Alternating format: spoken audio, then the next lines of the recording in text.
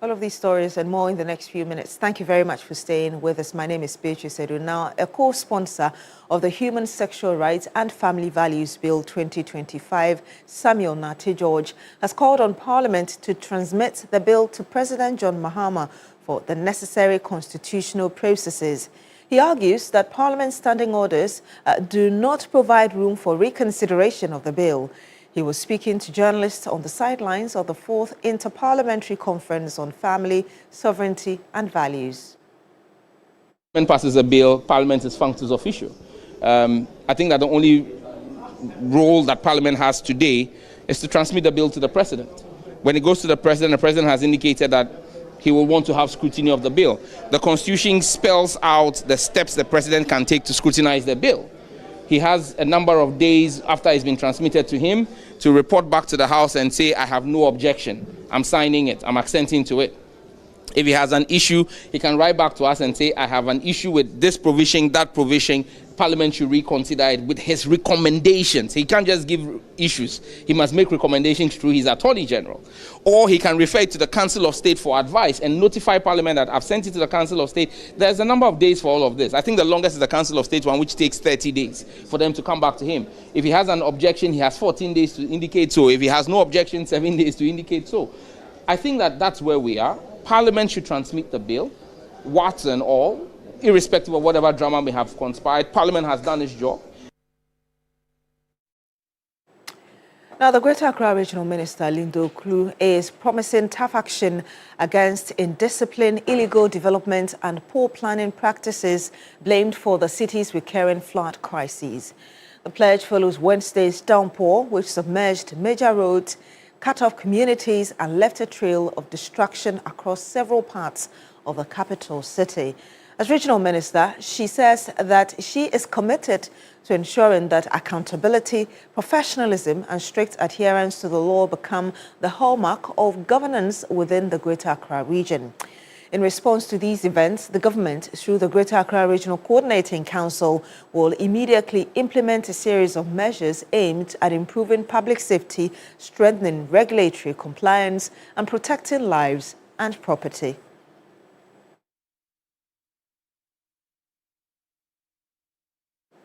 We say in Accra because Accra's rapid urbanization is fueling a crisis, floods that wash away homes and livelihoods. Water Resources Consultant Engineer Francis Nate Okanse warns that unregulated construction on waterways is choking the city's drainage. He urges residents to harvest rainwater at home, a simple step that could ease the burden and reduce flooding. The problem is when we do seal drains, people drink sachet water, they eat papaya in those styrofoam plastics, and they just dump them anywhere. And these plastics wash into the drain, and they go and block the drain. Despite repeated demolitions, new buildings continue to spring up on waterways. Choked drains and tiled compounds push rainwater directly into homes and onto streets, turning every downpour into a disaster. The building regulation enforces us to have a certain portion of the land, up to about 50%, to be greenfield. That is to have as a green area in your house. If we do not make the path for it to flow and we go and inhabit those places and convert more of it through our concreting and impervious building, then the flooding situation is going to get worse. And the streets to have no proper defined drainage systems. So the water finds its own level, gathers at the lowest depression, and people's homes are flooded. Engineer Francis Nate Okanse urges residents to consider harvesting rainwater at home to ease pressure on drainage systems. When the water is released at the same time and in a very fast manner, and they accumulate quickly, that is what is causing the flooding. So when we store and attenuate the flow gradually and release, then they are not going to sort of meet at the same time. We are going to delay the flow so that by the time water comes from your house and my house, yours will go ahead of me and then pass without causing flooding, and mine will come next. But if we are releasing at the same time, we increase the volume. He warns that although the rains are short in duration, their intensity is high. According to him, rushing home during storms is dangerous, and he advises individuals to seek safe shelter until the floodwaters recede. People are rushing home to be safe, but then rushing home is not rather going to keep you safe. You don't know what you will encounter on the way. The road may be flooded, your home may be flooded. Engineer Okansi called for stronger regulation, saying flooding must no longer be an annual tragedy for the people of Accra. Now, the Nkwantanan Medina Municipal Assembly says it will arrest and charge the landlord whose building collapsed at Adenta New Site, killing one and injuring 4 others. The municipal chief executive, Ibrahima Afaila Fuseni, says the said landlord defied orders and warnings but still pursued the building when the contractor pointed out some structural defects. George Quenin has the rest of the story. Residents here are still living in shock after losing one of their own. It was an avoidable death, they told the news team. For hours, these 2 heroes managed to evacuate some of the victims, a family made up of 9. Ye fra kwara na ojeje so ye sheda ni bebi owo na ye kakra na e di sound na chi e be nso o sha no sei na e wura ase akofa ye tools e chise na e chise kaka nro mu di machine na mu di bae e kasa mu di be se adwuma na wan hwe be sa bu aku akwara nto mu nya abotre mai ho na nya abotre na e chise kakra na ehu ne na e twa abofra ni pie na nkofro bebile wa obi antimi anya hwe obi antimi akwa ase because obi asoro so kwa bibi besi na meni bra ekofi meni mienu na eba e ko sesan ya chise ya bibia hama omudi excavator by want me anya hwi ogina ya na ebubo no kakra ye frefre yante obi anka ye frɛ police for yante omuka fire service omamba na ya ankasa e start yi kakra na yi nipa baako. Some relatives are deeply hurt by the loss. The Ghana Fire Service confirmed that, apart from the rescued victims, a dog and Toyota Corolla were also retrieved. I've realized that ever since we left, the place has been left untouched.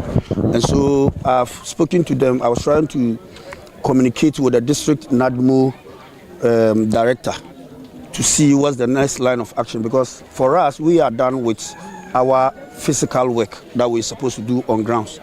And so we expect that the debris will be collected so that further investigations can be done, so that we bring in the engineers to also come and then confirm the structural integrity and all those stuff. It's supposed to be a team, a collaboration. The National Disaster Management Organization, NADMO, is highly concerned about the wanton disregard for safety and regulations in the building industry. We actually don't consider our safety, whatever we are doing. We'll say, okay, fine, this is the only thing I have today, and so therefore let me do it, without putting the safety into serious consideration. So it is a serious concern to us. And most of the disasters in Ghana, I think that could have been avoided. Municipal Chief Executive of the Nkwantanan Medina Municipal Assembly Landma, Ibrahim Fala Fuseni, says they will pursue the landlord and arrest him. The former engineer, I called him. He gave us a rundown that they've already stopped the man. You understand? They've already stopped the man from constructing the building. That is a single story. So on what grounds are you trying to go beyond the first single story? So they stopped him and he refused to listen to that. So some way, somehow, he found his own means to move to the 2-story. So that is what we are in now, and we are going to arrest him. We will not spare that. The law must bite, and therefore we will take him up. So we are now looking for him. The MCE also toured some affected areas following Wednesday's downpour, where actions of residents were also to blame for some devastations. Landma is also desilting and dredging streams and gutters to mitigate the impact of the perennial flooding. And speaking of destructions, a fire outbreak on Wednesday, the 3rd of June, at the Central Police Barracks Annex in Accra has displaced more than 100 police personnel and destroyed several properties. During a visit to the scene on Thursday, the 4th of June, the Minister for the Interior, Mohammed Muntaka Mubarak, accompanied by the Inspector General of Police and leadership of the Ghana Police Service, condemned attacks on firefighters and assured affected residents of temporary accommodation. This was a scene at the Central Police Barracks Annex in Accra when the news team arrived on Thursday, June 4. Firefighters had successfully contained the blaze and left the scene. However, traders returned to the area by morning with no city guards present to prevent access. The affected area had not been cordoned off, exposing traders and residents to potential danger. Some traders expressed frustration at what they described as a delayed response from the Ghana National Fire Service. What pained me most was the fire service. They were here, their trucks were here, but 2 hours, no Dumja. 2 hours, no Dumja, and it was burning. It was really burning. Accra Fire Service to do. Central Police Station, The Accra Fire Service came here and said, there is no water in the tank. What is your work if they only came here to say there is no water in the fire tanker?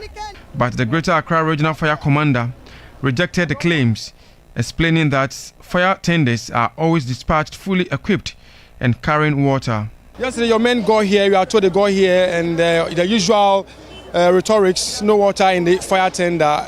Is there any explanation why the public always think you come, you bring about 3 fire tenders and they claim there is no water in the tender? Let me put it on record. There is no fire engine that can carry unlimited water.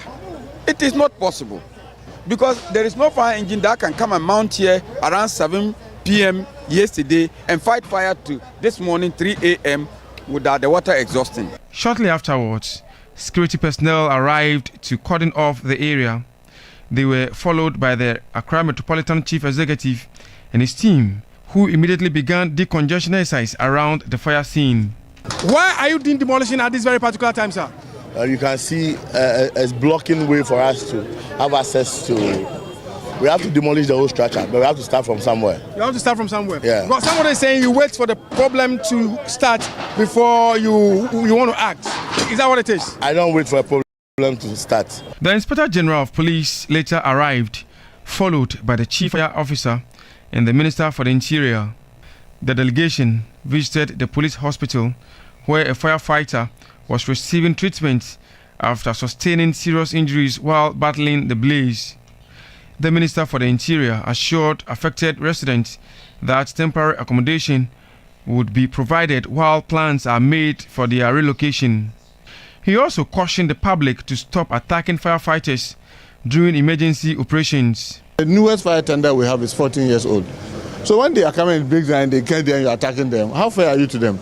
It's we, the state, who must provide them with those equipment. The president is on the mood for us to be able to buy new fire tender. We started the process, we've gotten the commencement, the process is on. I'm sure by the end of the year, some new fire tenders will come. That may help speed up some of the, and then prevent this unnecessary attack because they have delayed. I mean, if you are using a very rickety vehicle, obviously it cannot get to the place in good time. Meanwhile, traders who lost goods and property in the fire are appealing to government for support to help them rebuild their businesses and livelihoods. Joseph Armstrong, Go TV3, Accra Central.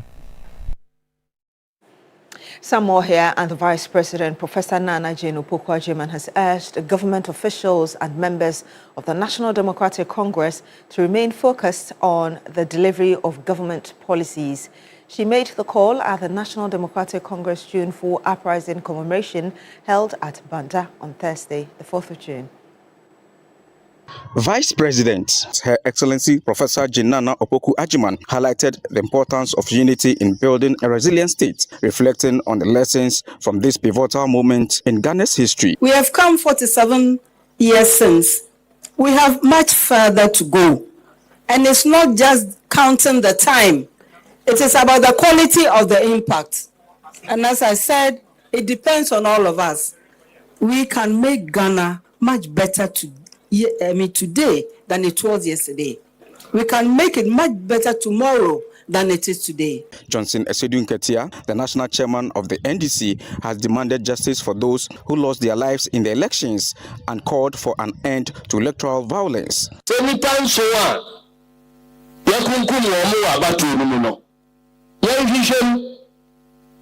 Let the asotwe fatano yɛmfa nkɔ gyina emrani enti mesra sɛ police adwuma no ɔmo nyina ɔmo na so nyɛ ɔmo adwuma na gidie emfiri mu emma na Ghana fo hu sɛ udi bɔne na prosi ba obedwane afiri hɔ. General Secretary of the National Democratic Congress, Fifi Fiavikote, cautioned party members and other political leaders against pursuing leadership positions out of personal ambition. Cut out the desperation. Cut out the selfishness. Cut out the thinking that this is about you. You must orchestrate left, right, and center. No! Because this country needs leaders who truly just love the country, not themselves. Professor Jinana Opoku Ajiman cut sword for the commencement of the construction of the Banda Inner Town roads. Claude Kumi Ebisa, TV3 News, Banda Impro. Now, regional leaders at the ECOWAS Agri-Rice Investment Roundtable say that West Africa should be viewed as an investable regional food systems economy instead of a collection of fragmented markets. The leaders say that strategic value chains such as rice provide important entry points for strengthening food sovereignty, regional trade, industrialization, and inclusive economic growth across the region. Led by AGRA, the event convened ECOWAS leadership and member state representatives, financial institutions and investment actors. It was aimed at positioning West Africa as an investable regional food systems platform anchored in market integration, trade corridors and regional value chains.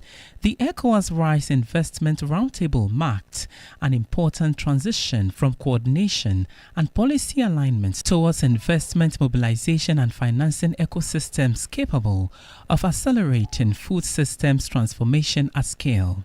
Dr. Kali Lucila, the ECOWAS Commissioner for Economic Affairs and Agriculture, noted Africa's food system requires scalable financing ecosystems, not isolated projects. Unlocking transformation at scale will require stronger coordination between governments, regional institutions.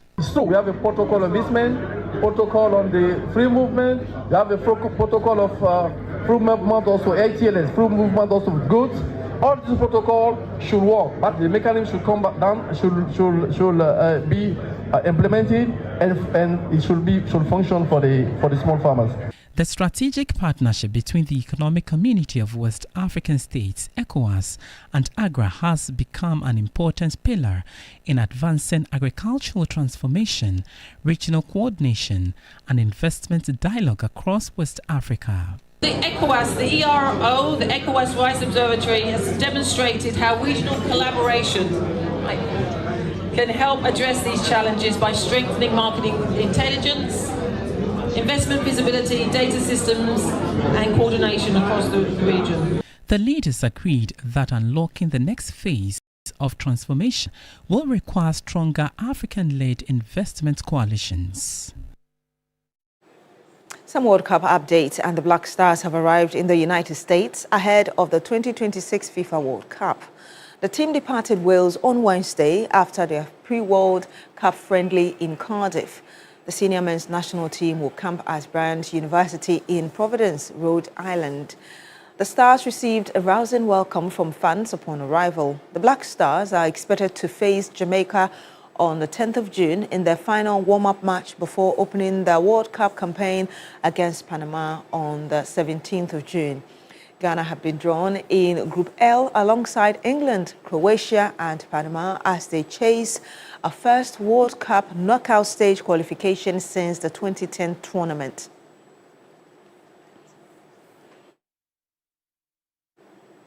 And that's all for News Morning here on New Day on TV3. My name is Beatrice Sedu. Thank you very much for staying with us on the program. Do continue with us on New Day.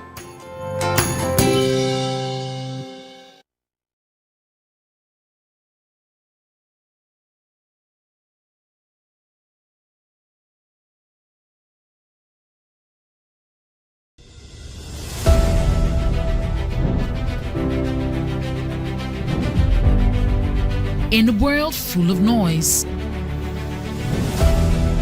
clarity matters.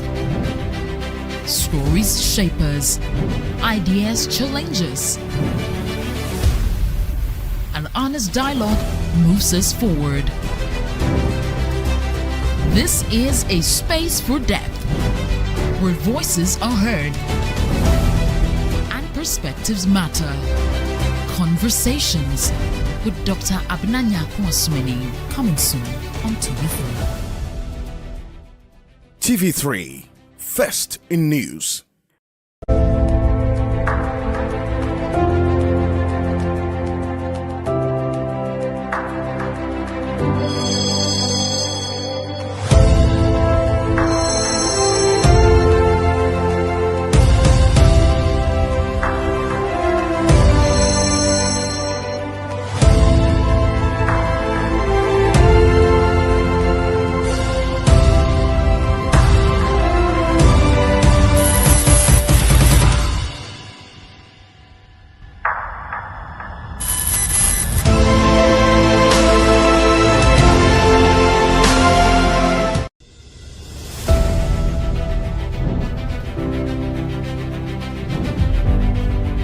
In a world full of noise,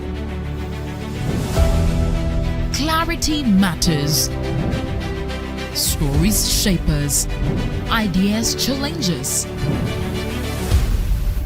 An honest dialogue moves us forward.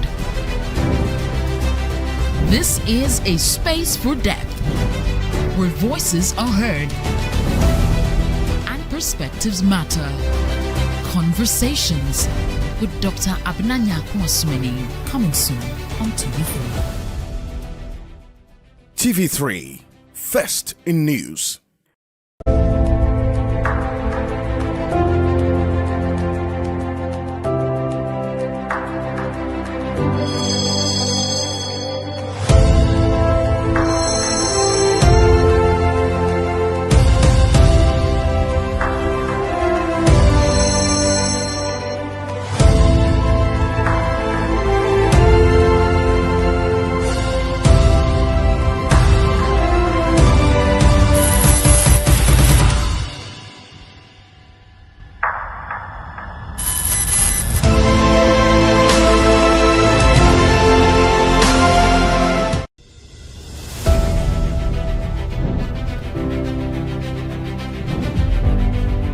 In a world full of noise, clarity matters. Stories shape us, ideas challenge us. An honest dialogue moves us forward. This is a space for depth, where voices are heard and perspectives matter. Conversations with Dr. Abnanya Kwasmini, coming soon on TV3. TV3, first in news.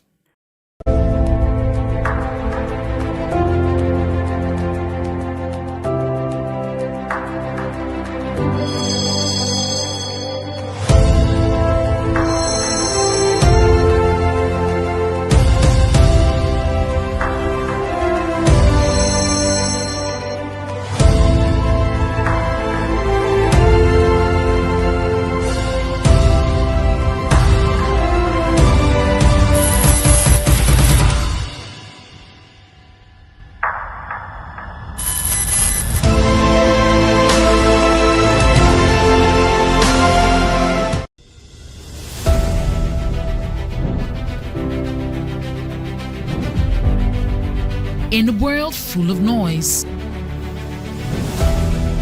clarity matters. Stories shape us, ideas challenge us. An honest dialogue moves us forward. This is a space for depth, where voices are heard and perspectives matter. Conversations with Dr. Abnanya Kwasmini, coming soon on TV3. TV3, first in news.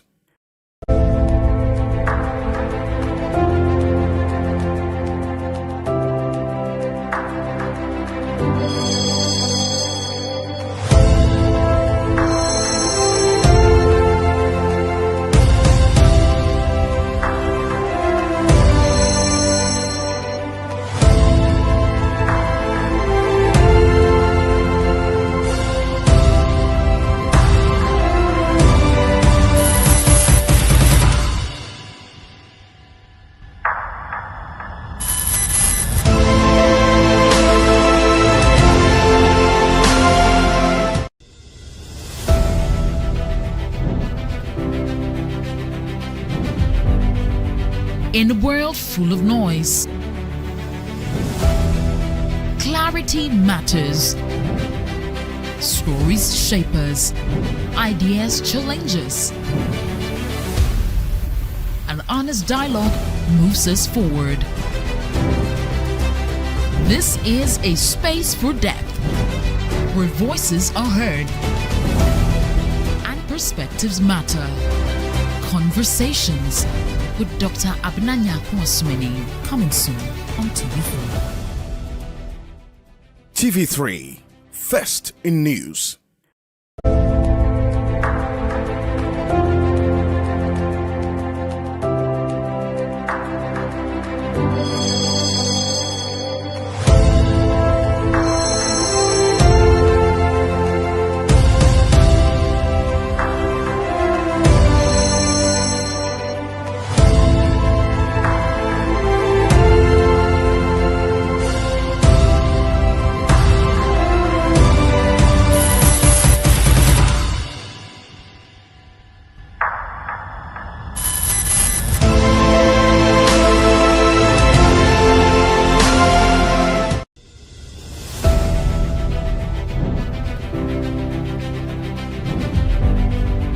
In a world full of noise,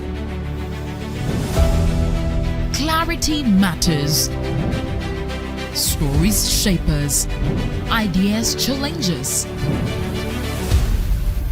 An honest dialogue moves us forward.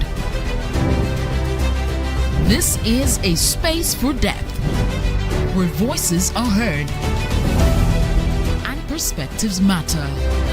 Conversations with Dr. Abnanya Kwasmini, coming soon on TV3. TV3, first in news.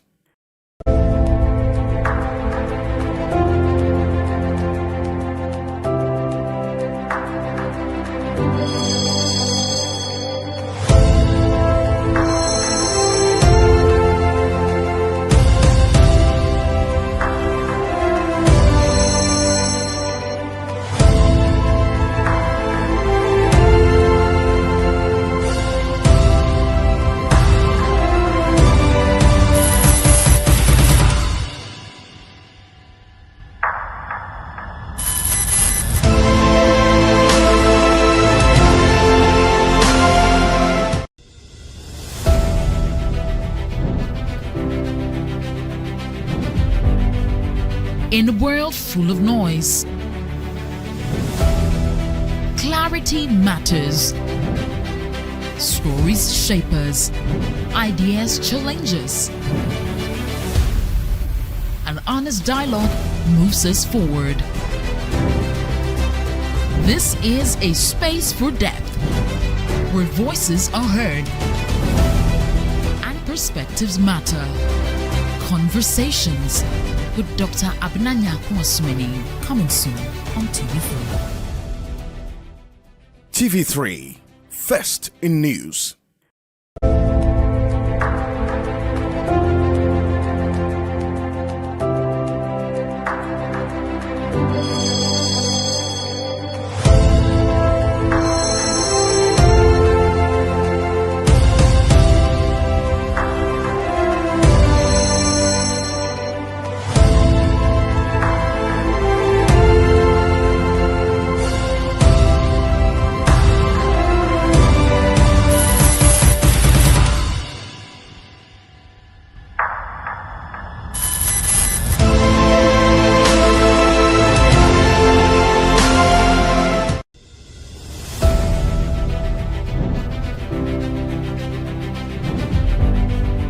In a world full of noise,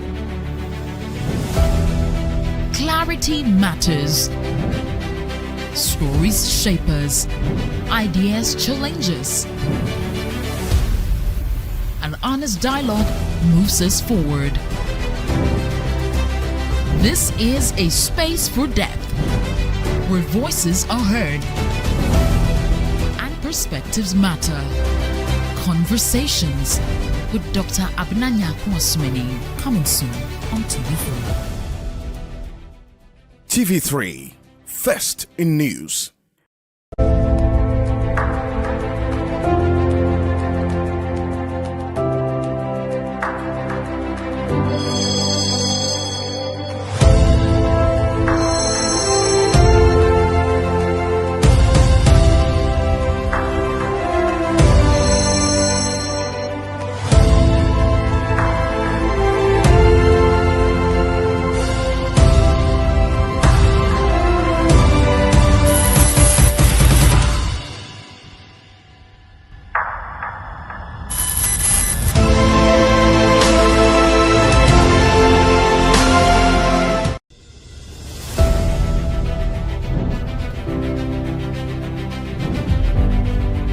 In a world full of noise,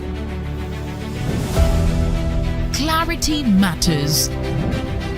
Stories shape us, ideas challenge us. An honest dialogue moves us forward. This is a space for depth, where voices are heard and perspectives matter. Conversations with Dr. Abnanya Kwasmini, coming soon on TV3. TV3, first in news.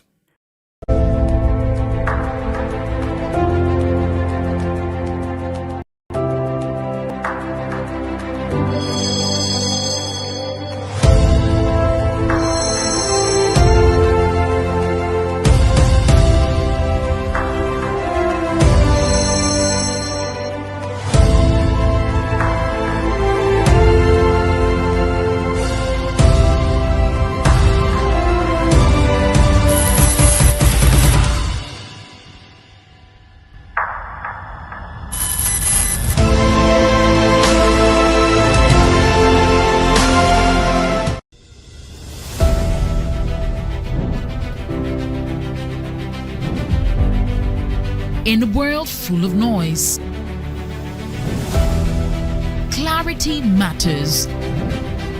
Stories shape us, ideas challenge us. An honest dialogue moves us forward. This is a space for depth, where voices are heard and perspectives matter. Conversations with Dr. Abnanya Kwasmini, coming soon on TV3. TV3, first in news.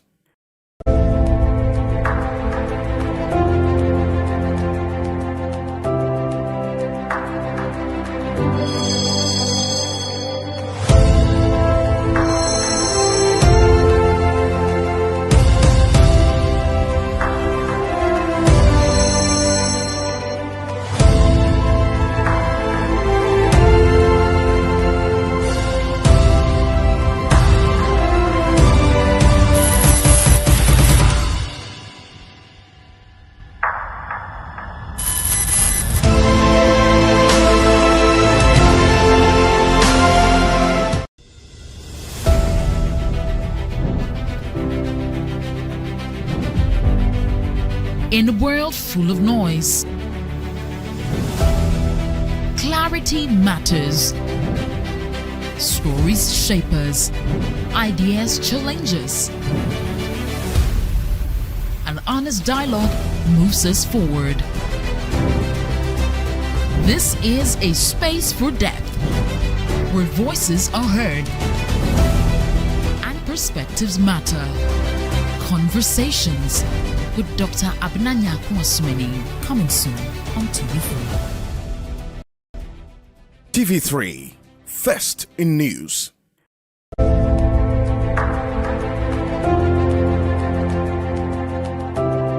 down. When we went for the 2006 World Cup, I remember the very first game, we lost to Italy, and we subsequently went ahead and played against Czech Republic, who at the time were in the top 10, the world ranking, but we managed to beat Czech Republic. We also saw what we did in 2010 after that amazing run in the African Cup of Nations and in the World Cup as well. So Ghana, there are lots of surprises that we have. Let's all be hopeful. Yes, the team does not look as good as we've looked in the past, but the 2010 team was also very similar. It basically had young players who had been moved from the under 20 side that just come in. So it was not a case that we had the best of stars as we necessarily have today, but we still managed to do very well. So let's remain confident and cheer on the Black Stars as the anthem has been bring back the love and support the team to do very well. It's a Friday edition of New Day here on TV3. I'm Joseph Akable. There's a lot to talk about this morning.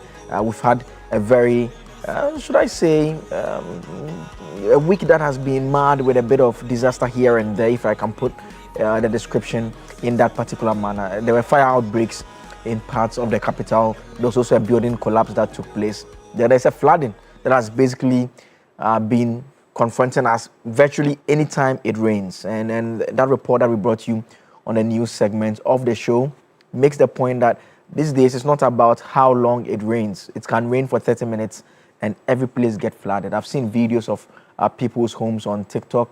There are areas, Lakeside, areas, Malam Junction, wetlands, different parts of the capital basically. Then there's a whole conversation to be had about our roads, our major roads. On Wednesday, when the building collapse took place at Adentan, when we were coming back from the coverage, the road in front of Flagstaff House, Jubilee House, was flooded as well. The road in front of Jubilee House, in between 37, from 37 to Jubilee House, when you are coming from 37 to Jubilee House, that part of the stretch was completely flooded as well.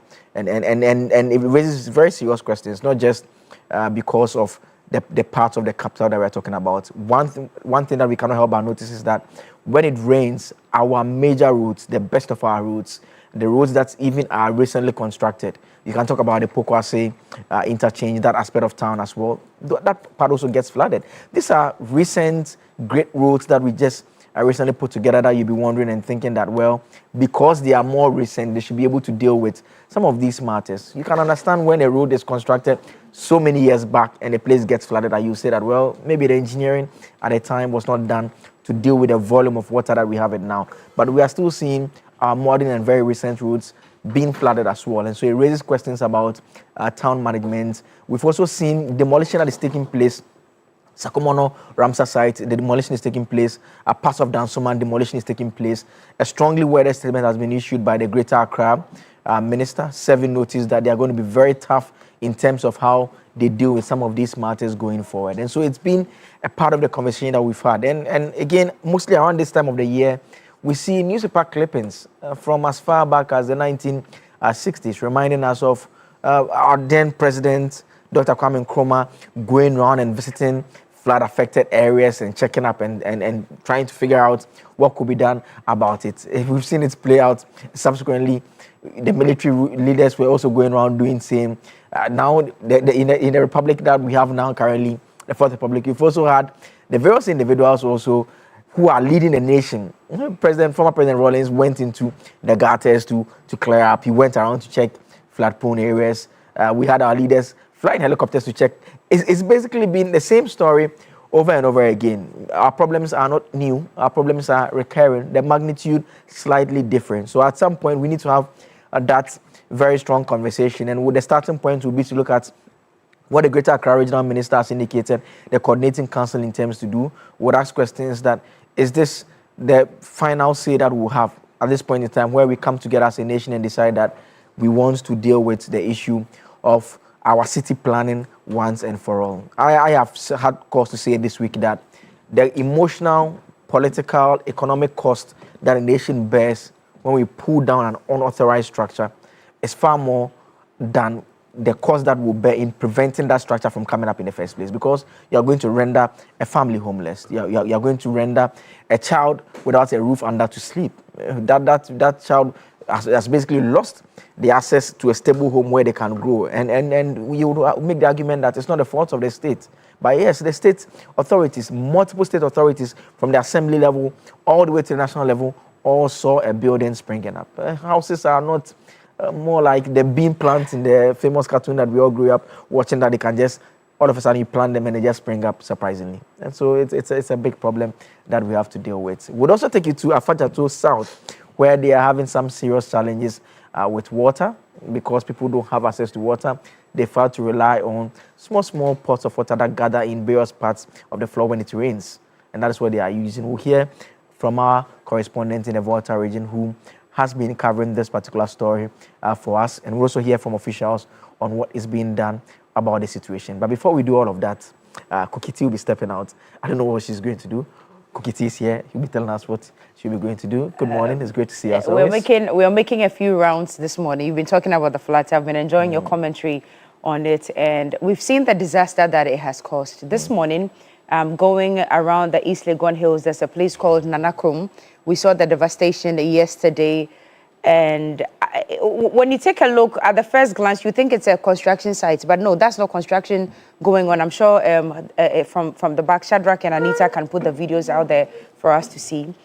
If you see the filth and if you see the indiscipline with the buildings in unauthorized places, it would shock you. What's going on in that vicinity is unthinkable. And I think I agree with Lindo Klu right now that now it's time for disciplinary measures to be taken. If you've built in a waterway, get ready to lose your building because it cannot be there. And that 1st January ban on plastics, I wish it was even today, because if you see the amount of plastics that has choked the gutters and preventing the water from flowing freely in that vicinity, it would blow your mind. I'm coming to Nanakom this morning. So all residents of Nanakom who've been affected by the rains yesterday, be on standby for me. Let's get into a conversation. Let's talk about exactly what we can do, because Akable, I don't know if between desilting, dredging, and collapsing on unauthorized buildings, between these three, I don't know which can solve the problem immediately. Yeah, because there must be an immediate solution. I think immediately it will be a temporary relief for people in specific areas. But there has to be a more coordinated and substantive approach, because there's a water system that, and recently the officials went around. It starts from debris area. It flows all the way down. Yes. So no matter what demolition you do at any stage in time, it only means that you create a relief at some point. So it means the waterways you're talking about have been blocked. I think I was listening to Engineer Mahama talking about it, and he said there are about 18 waterways that have been blocked in this country. And until we take care of them, there would still be flooding that we are experiencing. But it's really sad to know that 11 years on, we're still going through. Because June 3rd was 11 years ago. And after 11 years, also on June 3rd, we had rains in this country, and then we had the building collapse as well. It's just amazing. Let's take the visuals from Nanakom, where I am visiting this morning. So this is supposed to be a big gutter, which is supposed to help the free flow of water. But just take a look at what is happening currently.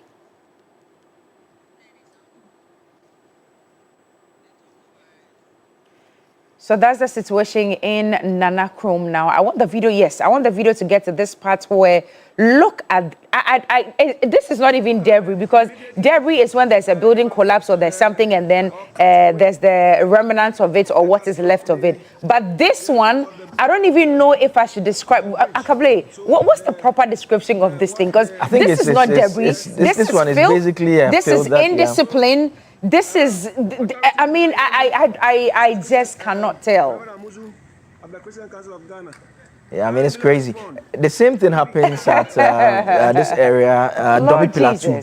Domi Pillar 2, yes, there is a bridge there as well, where the water moves under the bridge, and anytime it rains, the water takes over the bridge. So the day we covered the Adentan building collapse, when I came back to the office and I was going back home around 4 a.m., it was still raining. So I was using that side. When I got to the bridge was flooded. So I couldn't use the bridge. And there was a lot of filth just like this on both ends of the road and everything. So I had to turn around and go and use a completely different part of town. And so what this means is that the filth, it means that the water will not be flowing as it ought to flow. It cannot flow. So it's ending up in people's homes and offices. That's one problem. The second part of the problem is the silt, the sand that is also within. So we need to desilt. It's a problem in this country. And you see, you're not only seeing tiny bits and pieces of plastics, you're actually seeing gallons. Because you know those dispenser gallons, right? Yes. I'm seeing many. So it means that what? When we are disposing of refuse, where do we take them? There are some of them. There's a video recently. Look at the gallons. Yes, there's a video recently of a woman somewhere here in Accra when it was raining and they just started pouring the I've talked about this from last week, and I actually gave it a warning to people. Yes, it's not necessarily. You see, look at what somebody's doing. And you can, you know what, it's just too much indiscipline. And the president was right when he said it, that it's not structural integrity issues that we are having in this country alone. It's a matter of indiscipline. And until we stop the indiscipline, well, we'll be going through flooding perennially, year on, year out. And this is what's going to be happening from May to June or July, or even sometimes August every year. Something must be done about it anyway. So yeah, I'm on my way to Nanakom this morning. I'll engage with stakeholders and community members, and hopefully I'm able to come back to studio so you and I can Jojo and talk about it when I return. But what are we talking about for the big issue? The big issue, we'll stay with the flooding issue. We'll have a conversation about what can be done in the short, medium, and long the term. 10-year flood mitigation once and for all. I mean, plan. it's a conversation that we have to have because, like we're saying, what we are doing so far, it's just here and there. I mean, it has to be a broader plan. So that is an issue that we'll touch on as well. What else do you think we should talk about? I think we should talk about Okomfanoche and what is going on, their inability to admit more emergency cases, because as a 31-bed capacity, there's an overflow of 61 right now. And I'm sure there's even more. But intelligently, I was speaking to one of the contestants for Top in 10 2 days ago, and she had a brilliant idea that there are other hospitals which are not as busy as Okomfanoche. Why are you turning people around? Don't turn them around. Why can't we engage all these other little hospitals or clinics to be able to take care of all these people? Because if you've got health attendants or health experts to take care of them, then dispatch them from Okomfanoche and the rest to go and take care of these emergency cases. It made so much sense to me. And if stakeholders are really thinking about solving this problem, I think these are some of the emergency measures that we need to consider. Because some clinics and hospitals are literally empty. There's nobody there. But if you've got the facilities at least to move around to be able to cater to emergency cases, then why are we turning people around? Are we turning them around to just go and die home, or we can do better? That's the question we're asking this morning. So I think that can be a second topic to look at for the big issue. Absolutely. All right.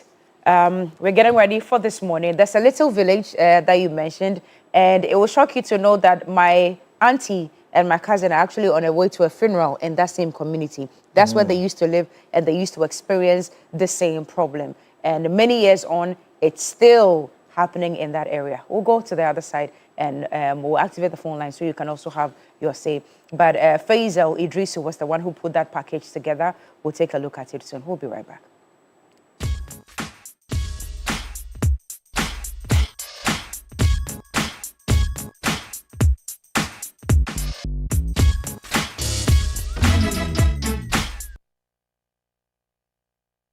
That is how long 16-year-old Beatrice has been lying here, waiting for Mother Earth to give her water. The only source of water in the community is not a tap, but a sip, a shallow hole scrapped into the earth at the foot of the mountain. Water trickles in drop by drop, and families wait hours for one bucket. This is the only water we have here in the community. Sometimes we come, wait in queues for hours before we are able to get some water home, and it delays us from going to school. We are always late. You come here sometimes, you don't even find the water at all, and that means you have to wait. The situation has become a daily routine for residents of Nyangbokonda, a farming community in the Fajato South district. Water is our major problem here. Sometimes we go there and wait for hours. Visitors are here, they can't get water. This morning, I went there, waited for hours, but I couldn't get any, so I came back. It is frustrating. The other time last week, I went there around 10 p.m. I came home around 3:30 a.m. to 4 a.m. It was something that is really, really bad. I slept there, I slept over there with some of the kids. Some people from the community too were there. So just because I'm a teacher, they decided to allow me to fetch my own. If not, definitely I would have come home maybe in the morning around 8 a.m. to 9. In 2015, a modern mechanized water system was built in a bid to address the persistent water crisis. But that has since broken down. These pipelines exposed from the earth are evidence of the efforts made in the past to provide water for the community. These pipelines extended water to vantage points where standpipes were erected for residents here to access water. Unfortunately, it has since broken down, and for years, nothing has been done to revamp it. Nationally, water coverage stands at approximately 74% for rural communities as against 96% for urban areas. This translates into seasonal shortages, contamination risk, and reliance on unsafe sources for many rural communities. But for Nyangbokonda, authorities in the district say efforts are underway to revamp the broken water system. The community water system is broken down at the moment. We have actually awarded it to a contractor who will move to site by next week, and get that problem fixed for them. I'm sure that by the time the contractor fixes the problem for them, they'll have water flowing to every corner of Under there. the Afajato South MP's community water project, other communities with similar water issues are receiving water. The mantle has been given to us. Ours now is to deliver, and we are in the process of delivering. We are no longer campaigning. And so almost every community that previously do not have safe water, we are going the extra mile, and doing projects of this nature. For Beatrice, however, another day means another 2 hours of lying on the ground, laboring and thirst. Faisal Abdul Idrisu, TV3 News, Afajato South.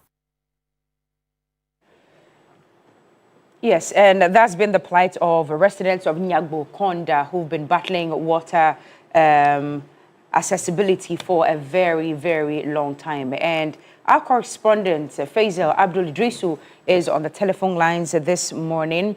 And we also are going to be speaking to either the MCE or the MP for the area. But as we're watching the video, I asked, should this be a story in 2026?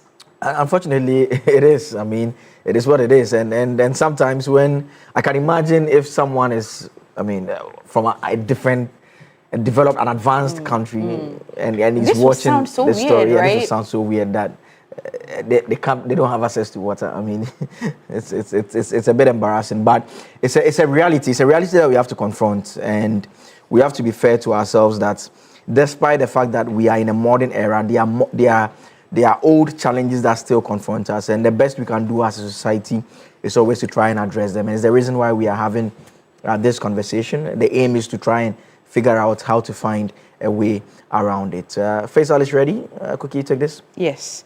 Faisal, good morning if you can hear us. Good morning. How are you doing? I'm well, yourself? We're great by the grace of God. Now, for those of us who want to vividly understand geographically where this place is, I heard you say around the Afajato area, and the name of this village is called Nyangbo Konda. Are we correct? Yeah, Nyangbo Konda is in the Afajato South District, and this is one of the communities found on the mountains. You know that area is the mountainous zone.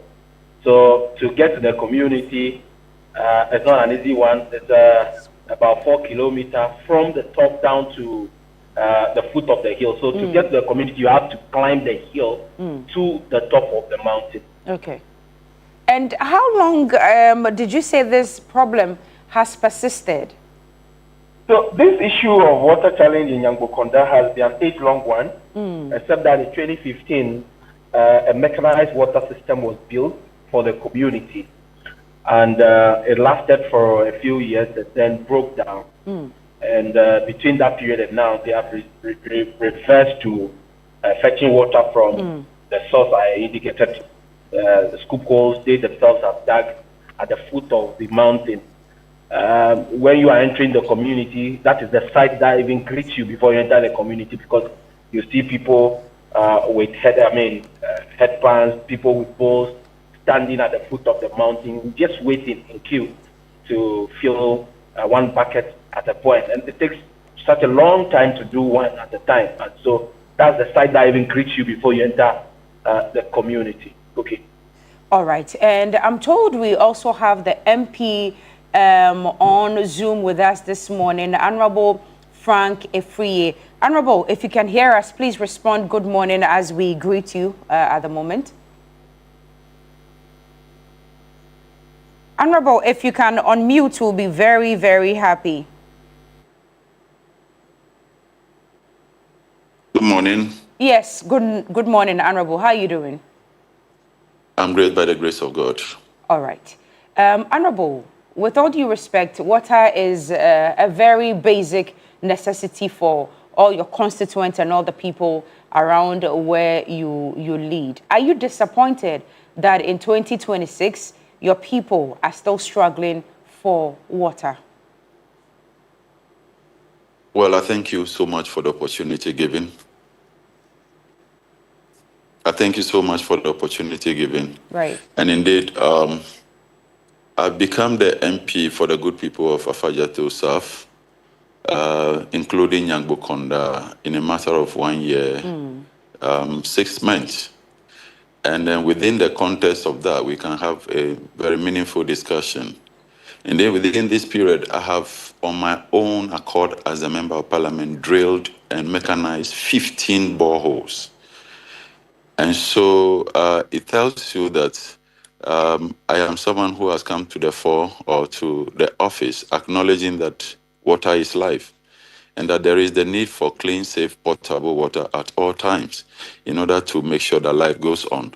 But I think the uniqueness of the problem as we have in Nyangbokonda lies in the fact that it is not just an ordinary community. It is one of those communities that are lying up the mountain, that is the Equapim Range. And you know the water table, a community that lies about 600 to 700 meters above sea level. So ordinarily, if you go to other communities that are on the ground level, you just have to drill about 100 meters and then you come across water. And a community lies 600 to 700 meters up. So we have made some effort to, as it were, drilled borehole for them, and in many cases it's been unsuccessful. Now, it was just during one occasion when I was the party chairman that the community itself, through the initiative of one of their own, who is a technician, that they decided to drill another borehole at where the SIP is. And at that point, they were successful. But yet again, it's about 500 meters away from the community itself. So the question is, how do they get the water to the community? Then they innovated by lifting it with a pump into some receptacles up the top of the community again, so that with the use of gravity, the water could now descend to various homes for the use by household. So it put sometimes enormous pressure on electricity bill and the submersible pump that they use as well. So you could insert a pump today, in a matter of some few weeks or months, then the pump, will go out of use. So these are being the cyclical problem. So they again drill another borehole, this time a bit closer to the community. They were successful. But yet again, there was iron deposit in this water as well. And once iron reacts to oxygen, and it's a matter of water, then the water turns brownish. And so then came the discussion that we must have water a purification system. And so once the submersible pump lifts the water from this particular second borehole, it sends it to yet another receptacle with the help of another pump. Then it sends it through the distillation system or the purification system. And so all I'm trying to let you know is that it's a bit complex. Right. The gravity of it lies in the fact that the geographical location of the community itself is not as ordinary as any other community. But myself and the district chief executive, we have got a new contractor with a new system that they have assured us that they'll be moving into the community anytime soon to try, so that this time, once they are able to get water in a very sustainable way, then I think that we will be solving the Nyangbokonda problem, in a 360-degree fashion. Honorable, in your, I was listening carefully, but I am not sure. I stand for correction, though. I'm not sure I heard any collaboration between you and the Ghana Water Company or even the Ministry of Works and Housing. Are they aware of this situation? Have you engaged them? And if you have, what is the response you received? Okay, so ordinarily, if you are aware of the distance we are talking about, even the distance from the nearest community downhill to Nyangbokonda itself, I believe your correspondent can feed you in. And so already the pressure we get in terms of supply system from the Bebe water headworks itself is not enough. And so you do not need a record scientist to tell you that with that kind of pressure, you will not be able to get the water uphill. Unless, of course, we have a new Ghana water subsystem which will be designated specifically for this community.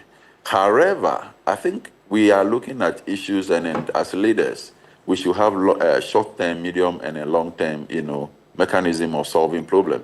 And the Ghana water system could be a long-term and most sustainable and durable one. But in the interim, we think that what could offer us a low-hanging opportunity to address this is the system we have embraced.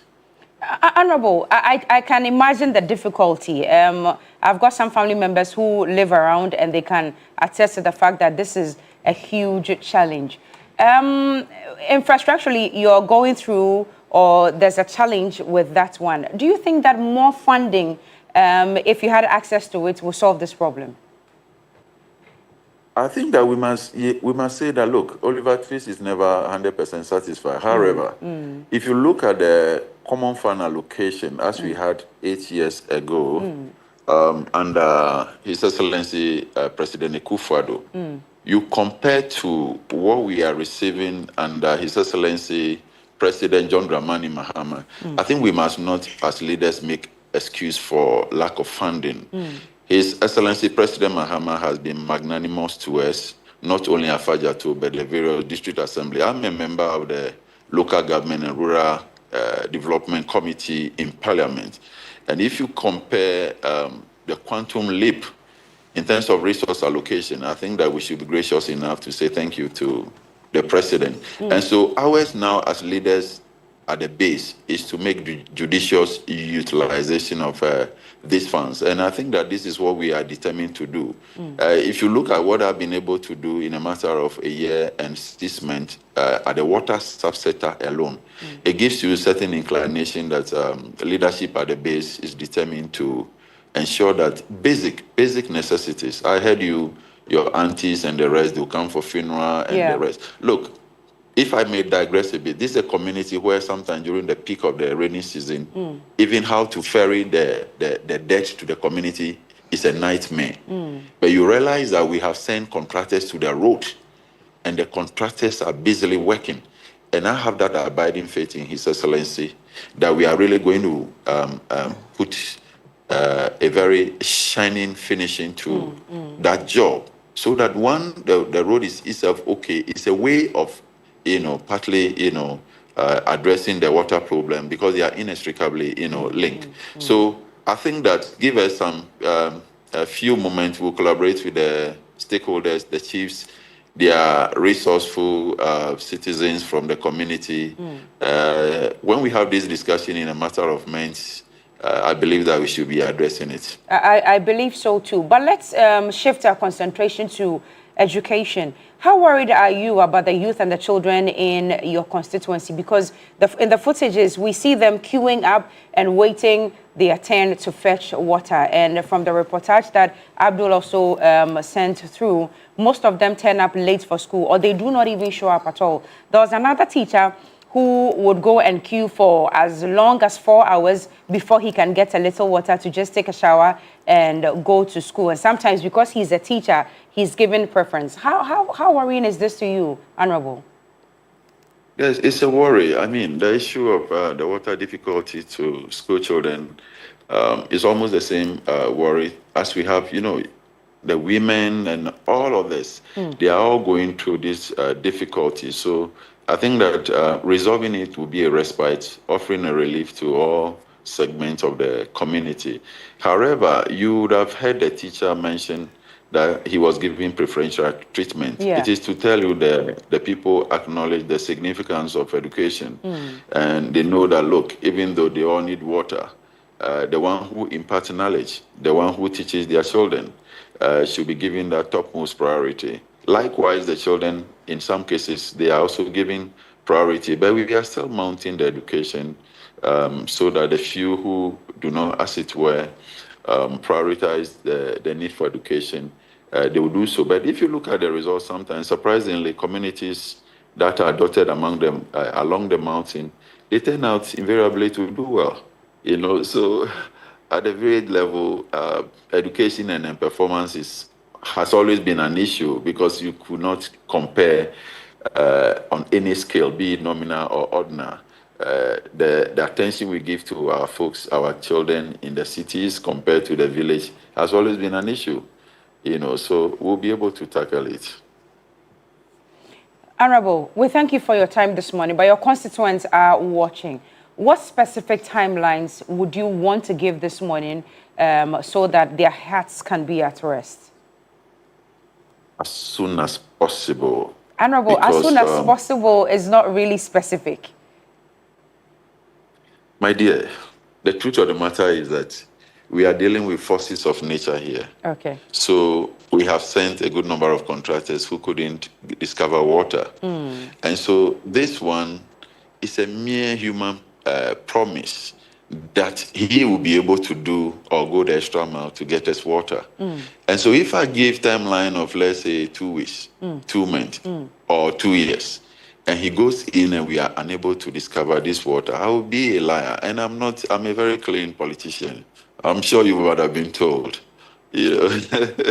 So if you are successful, I can give you assurance that you will be able to call me to tell me that, you have done this thing as early as we have even imagined. Honorable, but your constituents are asking that if you are unable to give a specific timeline, because of course nature is also a challenge to you in that constituency, how about sending water tankers to distribute water, maybe even on weekends to send some relief to your constituents? I think that is one of the thought-provoking suggestions. Unfortunately, because of the nature of the road until now, such tankers, such tipper trucks, you need to find out how the folks in the community get shipping, sand, and the rest to construct their homes or their houses. It's a tall order, So because of the nature, the steepness of the mountain is heavy vehicles are often unable to climb, and so you've spoken well. On very rare occasion, we should be able to organize, water tankers, as it were, to intervene. If I recall properly, it's just on one occasion that the Ghana National Fire Service was successful in getting their fire tenders to the community where there was a fire outbreak. And so I'll be monitoring the situation. During the rainy season, I think that water levels are generally high. And so the community doesn't fight for, or the scarcity of water is not as intense as, during the dry season. And I think that your correspondent, your hardworking phaser, went to that community during almost the peak of the dry season. So now that we have had a bit of rainfall, I believe that the situation has ameliorated a bit.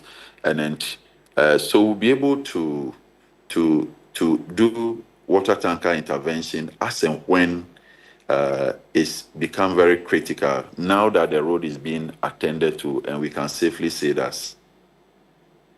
Honorable, we thank you for your time this morning. It doesn't look like there's some respite in sight immediately, but hopefully at the end of the day, we'll get some relief for the people in Nyangbo, Konda. Thank you so much, Honorable, for your time. Faisal, are you still on the line, or we can say goodbye to you? Cookie, I'm here.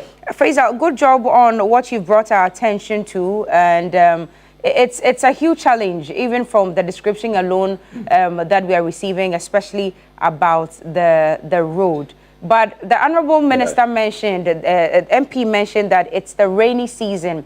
What's the situation like for residents? Are they getting water? Are they storing water through the rains? Yeah, so yesterday I spoke with one of the community leaders, and he told me that the situation is much better given the fact that it is raining regularly now. So they are depending on rainwater for now. The other issue which the MP talked about is the state of the road. I did a story on the road just about last week. It played last week. It's a quite terrible situation, but there's an improvement. The contractor is on site. He mentioned, yeah. So yes, so a lot is being done in terms of the road. But Cookie, the issue of water is not just a Konda issue. Across the region, people are facing water challenges. Even in the capital, Ho, where they depend on the Kwebe headworks. Quite recently, there was this issue of people encroaching onto the buffer zone around the Kwebe headworks, affecting production. And for a year, since last year, January till now, water supply to residents in Ho and households has been a major issue. Households get water once in a while. Some get it once in 3 months. Some get it once in a week, and all of that. So it's a major issue. Then, quite recently, just about 2 weeks ago, there was a story about a school in the whole municipality, the Volta Technical Institute, where school children, the students are fetching water from the gutters. And that is what they are using to wash. That is what they are bathing. The students were telling me how they have developed skin rashes because of the state of the water they use. I am told just yesterday again that the national security has moved into the school and are doing some underground work to augment the water supply in the area, because already the community and sanitation agency has installed a water supply system for them, except that all the pipes linked to it are broken down. There's only one that is working, so students are not able to have water. They have to move to the roadside to fetch water from the gutters and all of this. And so the issue of water supply, particularly across the Volta region, is a major issue. The national figure stands at 74.4%. I am yet to get from the community and sanitation agency how much of water, in terms of percentage, is applied to the residents and population in the Volta region. Then we begin to look at the conversation from that perspective, in terms of numbers, in terms of population, and all of that. So it's a major issue across the region, and it will not end with Nyangbo-Konda. And I am much impressed because I have gone to some of the communities in Apajato South, and I've seen what the MP is already doing in terms of providing water to some of the communities. I hope they commit to doing this, and I'm sure with time we should be away from the challenges of water and be focusing on something else. Okay. Faisal, thank you very much. Continue your good works in the Volta region, especially regarding accessibility of water. You mentioned a few areas and some numbers. Please confirm them, keep them coming, and in the coming days, we'll come back to you again and see if there's any improvement at all. Faisal Abdul Idrisu is our Volta regional correspondent who's been talking to us about accessibility of water, even in 2026 in the Volta region. And this morning, the concentration was on Nyangbo-Konda. It's a constituency in the Afajato region of Ghana here in the Volta region. Well, we've got a few messages to read before we take a break. This one is from Chachu Chikata Jr., quite a lengthy one. I'll try and read it. It says, in fact, the frequent flooding issues in our various regions, especially Accra, are acts of indiscipline, particularly the indiscriminate disposal of waste and the manner in which buildings are constructed. Recently, we witnessed some demolitions in the national capital, and we saw 38.2% of people using it for campaign purposes. We have to put jokes aside and take strategic and strict actions to solve the flooding problem in Accra, because it is becoming scary. I believe that under President John Dramani Mahama's leadership, it can be done, all right? It's sad to see Nyangbo-Konda residents drawing water from a pit. Looking at the Honorable Minister's speech, I'm confident that this problem will be solved with immediate effect. Says water is basic. Chachuchikata Jr. sent in that one. Do you have any messages to read? Not at this point in time. Prince Henry Koforidia says, good morning, Cookie.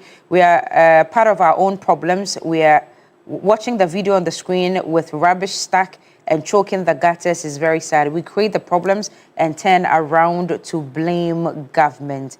Aziz Donla, good morning to you as well. Okay, Aziz didn't send a message, but he was saying good morning. If you don't have any, let me check on our Facebook page. Okay, Irakwa Richard Aipe says that Ghana should install mesh barriers at short strategic points along our drains and assign responsibility for each section.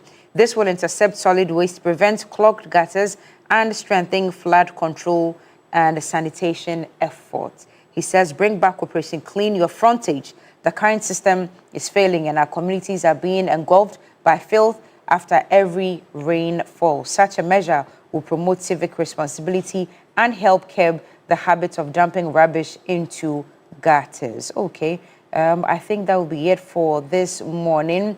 And Komola Genya is asking, is it not possible for Ghana Water to run pipes from the Volta region, which is not far from Kwevie, to that community? Well, it's a question you're asking.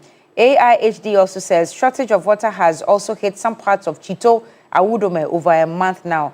MP Kwesi Bejra comes from Chito. Honorable MP, Honorable Bejra, your people are calling on you to solve that problem for them. Sherry Giovanni says, in as much as I appreciate what the MP is doing, I think they do not have any concrete solutions for Nyangbokonda. It seems to me that his reason is since the community is high above sea level, there's nothing they can do. Well, he talked about the road construction by that contractor who is on site right now. So hopefully after the road construction, the challenge should ease up a little bit. Thank you to all of you who sent in messages. Agbubila says, with a warm heart, I want to thank all the staff of St. Lucas Catholic Hospital, Wiga, in the Busila North for their dedication and passion in saving life with the little resources at their disposal. God bless them all, and it's from their acting administrator. All right, we take a break now, but reminding you to pack up your day with a rich, smooth taste of a Peck Milk Shortcake. It's available everywhere in this country. Get some for yourself and your family as well. Now, the highly anticipated GMB at 20 Royal Bowl, originally which was scheduled for 6th of June tomorrow, has been rescheduled to 2nd August 2026. We assure all our distinguished guests and cherished viewers that the Royal Ball be an unforgettable evening of culture, elegance, and legacy. We look forward to welcoming you on the 2nd of August 2026, which is a Sunday. It will be a great day. I will be co-hosting alongside other powerful hosts here at Media General. Thank you so much for your attention. We'll take a break now. When we come back, the big issue will be right here on TV3 Newday.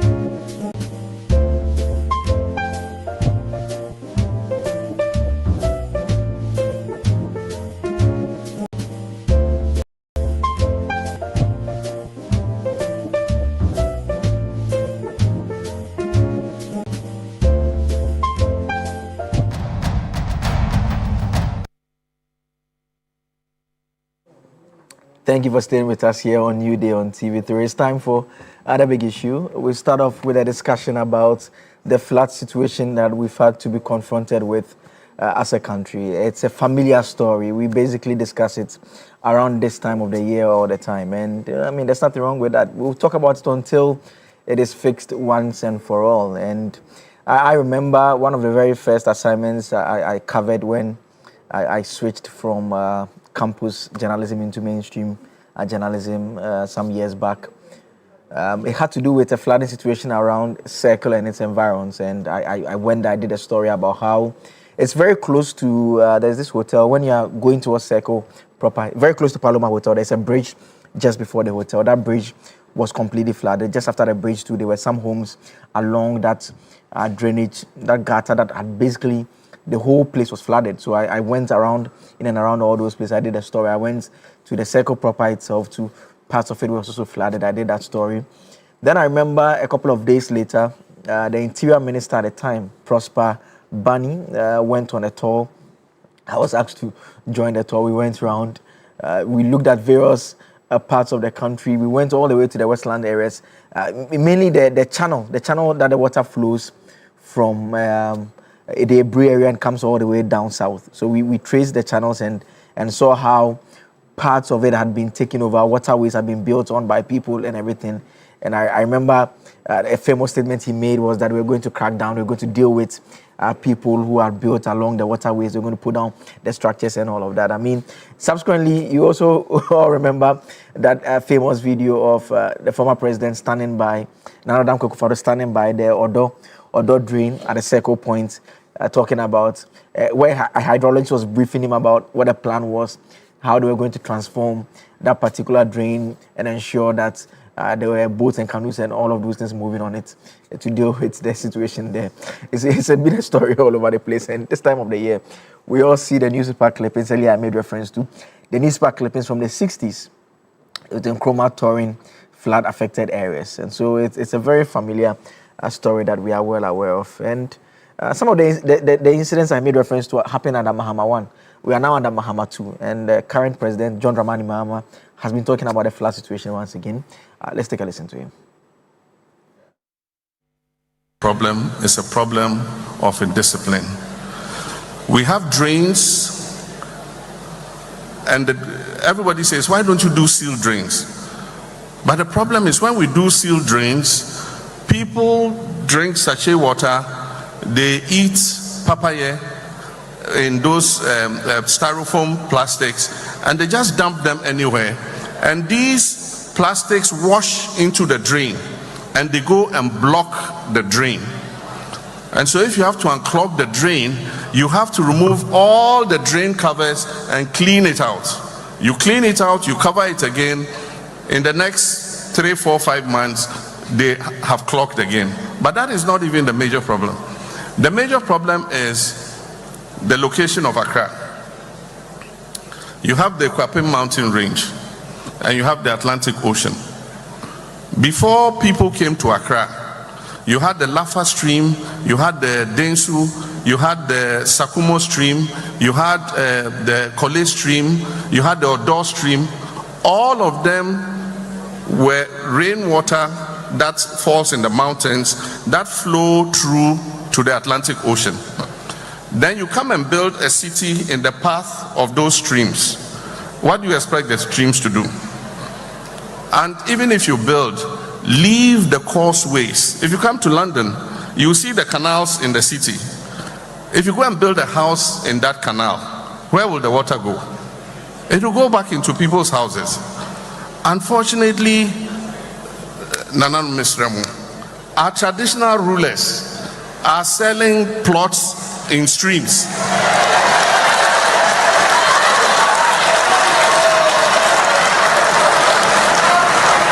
It's not this Nana Numa I'm talking about. We have places they call Ramsar sites. These Ramsar sites are wetlands. And they say that migratory birds come from Europe during the winter. They come and spend vacation with us in Africa. Then when they finish the vacation and it's summer, they fly back. and decided to protect the Ramsar sites because of the migratory birds. But let me tell you what the Ramsar sites do. They are wetlands. So when they receive the water from the Kwapim mountain range, the Ramsar sites are huge wetlands. So they absorb the water into the wetlands and discharge the water gradually into the ocean. So if you build and you fill and build, you fill and build, you fill and build, you are reducing the size of the Ramsar site, of the wetland. And so when the water comes, what is left cannot contain the water. And so it will overflow and flood people's houses. I've seen from the air, helicopter, a stream coming from the Kwapim range, and then it reaches somewhere.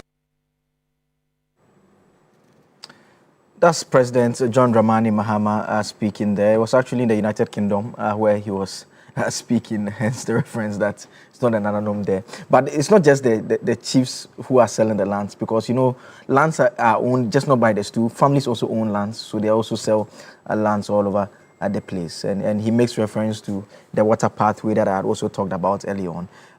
Last year, the president actually set up an anti-flood task force, which was to be led by Stan Dogbe, the Deputy Chief of Staff. This was in March 2025. It's a story that you can find on 3news.com. President John Dramani Mahama has renewed his commitment to addressing Accra's perennial flooding challenges with the formation of a 7-member anti-flood task force to tackle the problem head-on. The task force is chaired by Deputy Chief of Staff Operations, Mr. Stanislav Dogbe. Began its work on Wednesday, March 12, 2025. It's a comprehensive assessment of flood-prone areas across the capital. The task force assured Ghanaians of their resolve to identify sustainable engineering solutions to prevent future flooding disasters. And so key government officials that were part of this particular team included the Minister for Water Resources, Kenneth Gilbert Ejay. There was also the Minister for Local Government as well, Minister for Works and Housing, the National Security Coordinator, Deputy Director General for NADMO, and the legal counsel to the President, as well also as serve as secretary to the task force. And so 1 year on, obviously, we're still having a flooding situation there. So it raises questions about the extent of work that they did and what has been the impact so far. But the context is that it's been a problem that we've had from way back, and that's why I started from the 1960s, that we've seen the newspaper clippings. It's been a problem that has always existed. And maybe we would also talk about the impact on the roads now, also a big aspect of the conversation that we need to say. And earlier on, I was making reference to the fact that some of our very modern recent roads are also being flooded. I use the Ofanko Pokwasi Road, the one that has the new interchange, and parts of it gets flooded as well. This is a road that is virtually even under construction. In terms of the entire stretch, it's even still under construction. And so it's a very recent road. It's a very recent road. We can also make reference to the N1, where parts also still get flooded as well. And I made reference earlier on to the road in front of the Jubilee House, from 37 to the Jubilee House, on Wednesday, when we're returning from covering the Adentan housing building collapse. When we were coming, it was raining heavily. In front of Jubilee House, the main road was flooded completely. From 37 to Jubilee House was flooded completely. And that it's a big problem. So you can imagine other parts of the country, other parts of the capital where we don't even have roads in the first place. The thing about most of the roads is that it comes to drainage. So you can imagine a situation where there are no roads in the first place. It's just purely a pathway that people use. You can imagine what is happening. And that's why we brought you the visuals from Nana Krum as well. We also know of the Kaswa one, the Malam Junction area as well, also completely flooded when it rains. Then from Malam Junction, we know, I've even forgotten the name of that area. You have the water bringing down the sand all over the road. Virtually, the two-lane road, it's a two-lane road towards the West Hills Mall when you're coming from Kaswa and when you're going towards Kaswa. One part of the road, the one that comes towards Accra, when it rains, it's completely flooded. And they now have to use the other side of the road. It's been happening for many, many years now, and it's a big problem.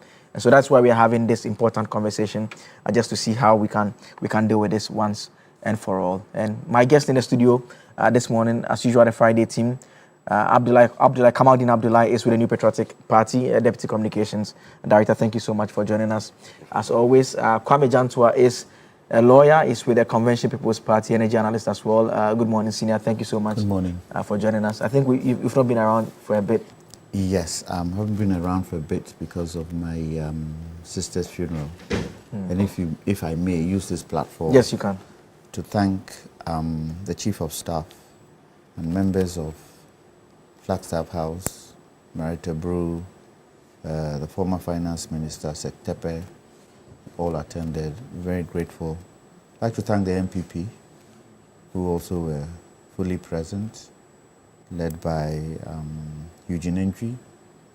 I'd also like to thank the NDC, who were also present, and most of all, I'd like to thank my own party, CPP, and Menchia, brought chiefs from Menchia to the funeral, and all Ghanaians who supported us. It was a difficult funeral in terms of relationships, but all these people helped us do the funeral, and as a family, we are grateful to everybody. May we thank them. Our condolences to you and the family once again for your loss. Also in the studio with us, Abraham Amaliba is Director General, National Road Safety Authority, a lawyer as well with the National Democratic Congress. Senior, good morning. Thank you for joining us. Good morning to you and to your viewers. Tomorrow is Father's Day, I think. No. When? Father's 21st, I think. 21st? Yes. I've heard some commentaries about fathers not being appreciated, and that we need to appreciate our fathers. Which is true. And that an old man once told me that if you are waiting for your wife to tell your children to appreciate you, it will be difficult. So what you should do is whatever you are doing for the children, let them know. So if you are giving your wife money, give it to the children to go and give it to him. Give it to her rather, so that they will observe. Else some women will just keep your efforts under covers, and the children will get up and think that you have not done anything for them. So this is advice for the young and coming husbands, that if you want your children or your child to know that you've contributed to his upkeep, involve the children. And when they grow up, they will know that their fathers also appreciated them. Father's Day this year will be marked on 21st of June. I think it will be a Sunday also. So we'll celebrate all our fathers as well on that day. And that's the message from Abraham Amaliba there. And maybe let me start the conversation with you because of where you sit, Road Safety Authority. There is a part of the conversation that we need to have. On the same Wednesday night when I was going back home, I sometimes I avoid the main roads when it's very late. So I was using the Domi Pillar area, and I got to a part of Domi Pillar 2. There is a bridge there. I've seen a video of the Works and Housing Minister and the MP for the area go to that bridge and talk about it very recently.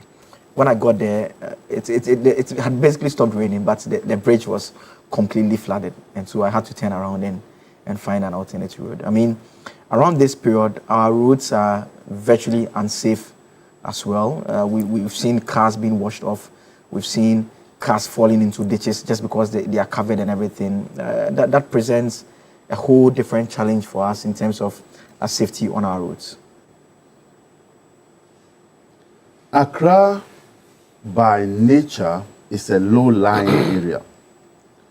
And if you want to know whether this statement is true or not, just start driving back from Nsawam in the night and you will see Accra lying down. You will see it.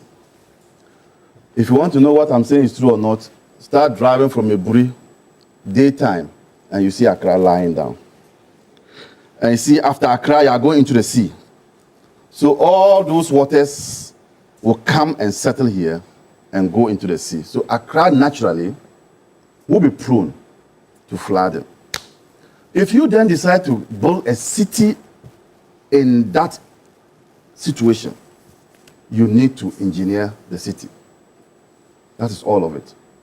But as for flooding in Accra, it is prone to flooding. It is bound to happen. Per my description, this is where it collects and then it will go into the sea. Now, if you then want to use it as a city, you have to engineer the town, which we have failed. We have abused Accra. I just read a piece from a friend of mine, a brother of mine, Ricky Kasisi, a very smart, intelligent guy. Sometimes I say he's older than me, he says I'm older than him. But he says that in Accra, there are 4 festivals, or is it 3? Every year we celebrate them. We celebrate Homo, we celebrate Chalewote, we celebrate Christmas, we also celebrate Festival of Floods, and I couldn't agree with him more. This matter, this discussion we are having, is déjà vu for me. I have discussed sometimes, some of the discussions are done when we actually drive into the rain and come here. Today's life is better. We have had it several times. Déjà vu. You know? Flooding in Accra is older than Accra, is older than the country. Because 1930s, that's when flooding started. But it became more serious in 1955. Check. So, what have we done? Regulators have failed us. Regulators. Here, town and country planning, district assemblies have failed us. Those of us living in Accra have failed Accra. All of us here can cite areas where, when it rains, the water collects there. And that's the home. What people don't know is that that's the home of the water. That's the home. The home of animals is in the forest. The home of waters, when it falls, is those places. That's their home too. That's why you find the bears, those white bears, hovering around there. They live with those people there. The water lives with them. You get my point? Now, the way water is, those who have survived an attempt by water to carry them away would support or confirm what I'm saying. The way water is, when you take away its home, like I'm describing that's their home, it will come back with vengeance. To come back with vengeance. Because it's like an elephant. It doesn't forget the MPP. It's a wicked thing. You see? It's like vengeance. It will come back with vengeance. And that's why when MPP take over power, the whole country is hot. You know? They dismantle everything, they grab everything, the whole country is hot. You're talking about the water still, right? Yes, I'm veering into very important matters. He has an able panel to respond to him. Now, what we are seeing yesterday, the day before yesterday, some people got home around 1 a.m. That's when they finally were able to enter their rooms. No. So, regulators and the president mentioned chiefs who are selling these lands, we ourselves, those who live in Accra, we know the place is a marshy area, it's a waterlogged area, it is a place that you don't have to build your house. We go and buy it and build. So we are also involved. I think we've gotten to a point. I don't know whether that will solve it, but that is just for me to see how we can make our city better. But the point that we have gotten to, we have dismantled everything. Look, there are what we call these things, storm drains. Storm drains. That was part of the colonial engineering of the city. We've built on storm drains. We've built on them, we've dismantled them. So where do you expect the water to go? The water will come back to your houses. The water will come back to your rooms. So for me, the flooding is not a problem. The problem is we ourselves.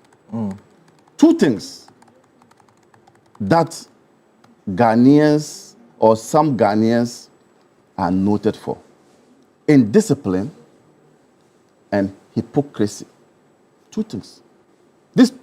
These two things, if we are able to exercise them, Ghana will be free. Look, can you imagine this Mavoxy thing I'm talking about? When we met operators to discuss those matters with them,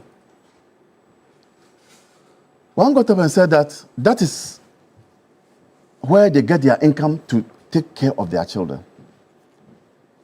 You know my response to that person? I said, you are even alive and you are interested in your livelihood.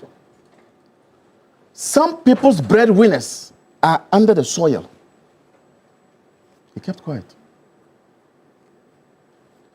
You are not supposed to bring in a right-hand drive into the country. You're not supposed to change from left to right, or right to left rather. Then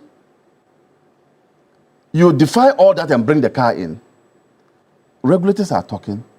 They say we should leave it like that. Some will even be threatening you with votes. Indiscipline. And this indiscipline is encapsulated into lawlessness. That's what I mean. So, the matters we are seeing can be resolved if we all come to the agreement that let's do things right. I heard the regional minister when I was coming that they are going to pull down houses. I admit that she has been doing that already. But this call now is belated. It's an afterthought. You know? Can we do things rightly and let whoever is going to dismiss you and let the people know that it's because of this I am doing that they are going to dismiss me. When you are put at a place, you are put there to bring about changes, to work and bring about changes. So regulators have failed, citizens have failed, chiefs have failed, and that is a sad commentary. I mean, but the point I was making about the roads, I mean, it raises questions about planning, because if you are constructing a road today, I mean, logically, you should have a sense of where the water flows, what it does in constructing the drain, and whether the drain that you are constructing can deal with the volume of water. But the roads are very recent roads, and 30 minutes of rains completely flooded. Then cars have to basically struggle to move. People have to. In fact, there was one of the days I got home long after 2 a.m. because the bridge was blocked and everything.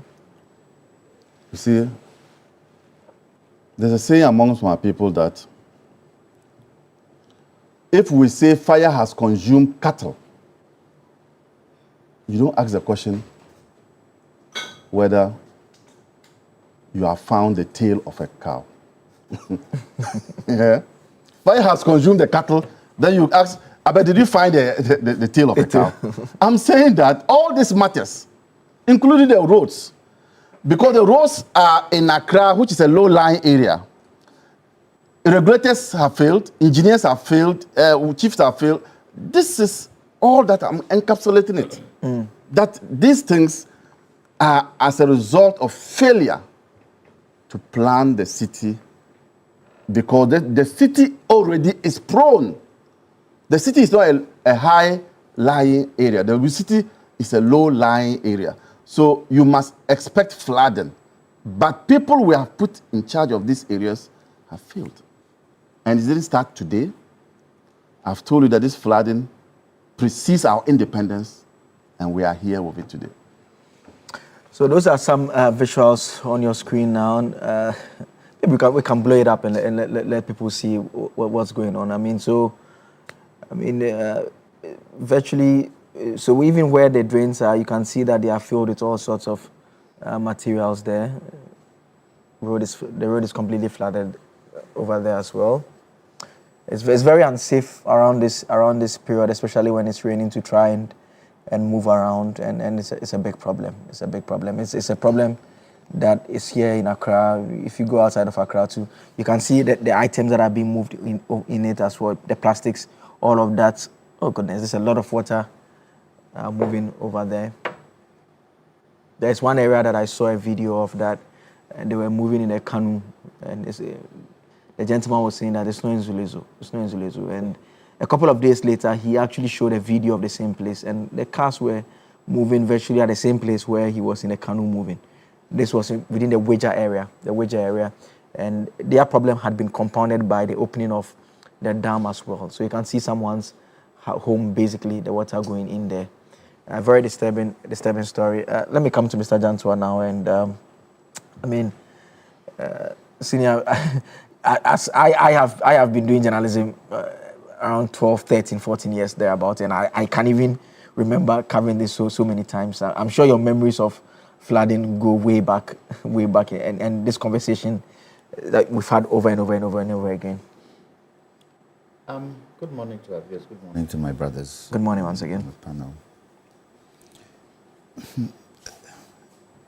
When you take a country like the Netherlands, it's below seawater, but AB hit the nail on the head. It's been engineered in such a way that you don't get flooding. When you have a country or a city like Accra, which is low-lying, it's got to do with the planning and engineering of the city. Look, from Kwame Nkrumah's time, let's say from the 60s, Kwame Nkrumah built, there was an expansion of roads, expansion of buildings, and what didn't happen? There was no expansion of development of drains concurrently with that kind of expansion. One of the major drainages that unfortunately has not been able, and none of the governments have been able to finish it, is the Nima drain, which was supposed to link into the Odo and then into the sea. During the MPP time, I think 2016, they started, but they ran out of money. And that is a major challenge. So you can see it's a cocktail of issues. Unfortunately, we haven't been able to handle it properly, especially with our spatial planning. Tema is one of the best spatial planning cities in Ghana. What's happening today? Is it not flooding? Because it's got to do with bad planning, human activity, lack of spatial planning, lack of effective storm drains, and lack of enforcement of legislation and regulation. And that's a huge challenge for us. President Mahama talks about the fact that people are saying we should cover the drains, and that can create challenges. I beg to differ with him, because you've got to cover the drains. You've got to cover it, and you cover the drains whilst you build larger gutters. Look at the gutters in the country, very small and narrow. And even when we build roads today, we still build small and narrow gutters. How does it take quantum of water? Especially when you look at the climatic change that the world is facing. So for me, it's got to do with planning. Accra started flooding from 1935 right up till today. Nearly 300,000 people have died since 35 to today where flooding is concerned. And every year, some years, and 2010 was one, 1999 and 2010 were one of the serious ones, and then June 3rd, one of the serious ones. Why aren't we sitting to plan? And this is not a political issue. Because when the floods happen, MPP supporters die, CPP supporters die, NDC supporters die, and sometimes even people who are acting in government, they also face challenges. So why aren't we sitting down to plan? Look, majority of the challenges come from us, the citizens. Government's responsibility is to do what? Is to make sure that they put money towards some of these things. The majority of the challenges come from us. When you stand by the roadside during the dry season, around Makola areas, even in certain communities, just standing watching, especially areas where they cook food and things like that. It is not the refuse bin that is there is where they throw the dirt. They come stand just shoom into the gutter. Shoom into the gutter.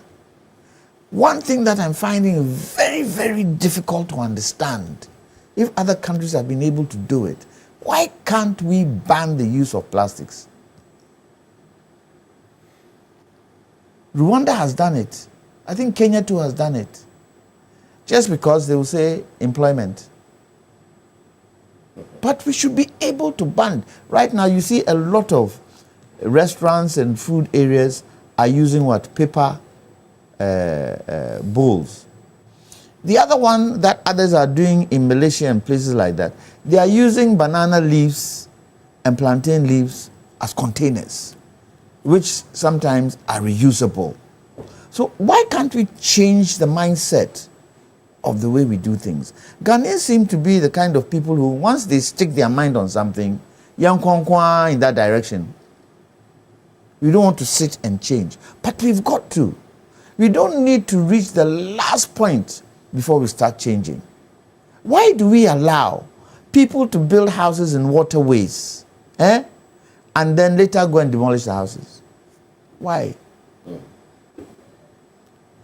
You know, the area around President Kufuor's house, where they build, they say the highest, building in Accra. That is supposed to be a receiving place for water coming from the mountains. What has happened there today? They built there. Can you go and break those houses down? The people behind those houses, can you break them down? No. Why did we give them that land in the first place? So you find it very, you sit down and you ask yourself, why are people thinking?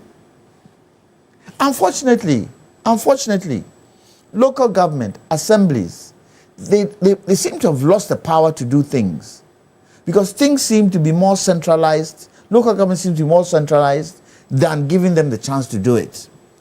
And then corruption also plays a part. If some big man is looking at some land where it is blocking a waterway, you come and pay. You take the money and close your eyes to the work he's doing. When then things get very, very challenging during the rainy season, what then happens? We now go and break it down. We have to sit and plan. I don't want to politicize this particular issue because Accra is specific. It will not stop flooding because of the nature of the land, the topography of the land. But Akable, you'll be surprised to learn that Kumasi, which has inundating hilly areas, some places are beginning to flood. Yeah. And those particular floods have got to do with human activity. Human activity. I remember my father was quite instrumental in the building of the old Kumasi markets. And he tells us that, he told me that when they were building it, they realized underneath the water there was quite challenging. For anything. So when they built the Accra market, and I'm not sure if you remember, there was a big building that stretched from one end to the other. They fortified the bottom of that thing. When they now broke the market down recently, and at that time he was alive, he indicated to them that don't touch that thing there because it will create flooding. What happened? They touched it, went there and realized what he was saying was true, and they now moved the market to somewhere else. Because he was instrumental, especially in Ashanti development. And he'd been a regional minister, he'd been a chief executive and all that. So he understood what it meant where flooding was concerned in the Kumasi area. Kumasi is flooding. Other parts of the north are flooding. That has got to do with external factors, the Bagri Dam and all that. But the question then is asked, all this water, can we not have a system of capturing it? People's buildings, when they build, should they not have systems whereby they harvest water?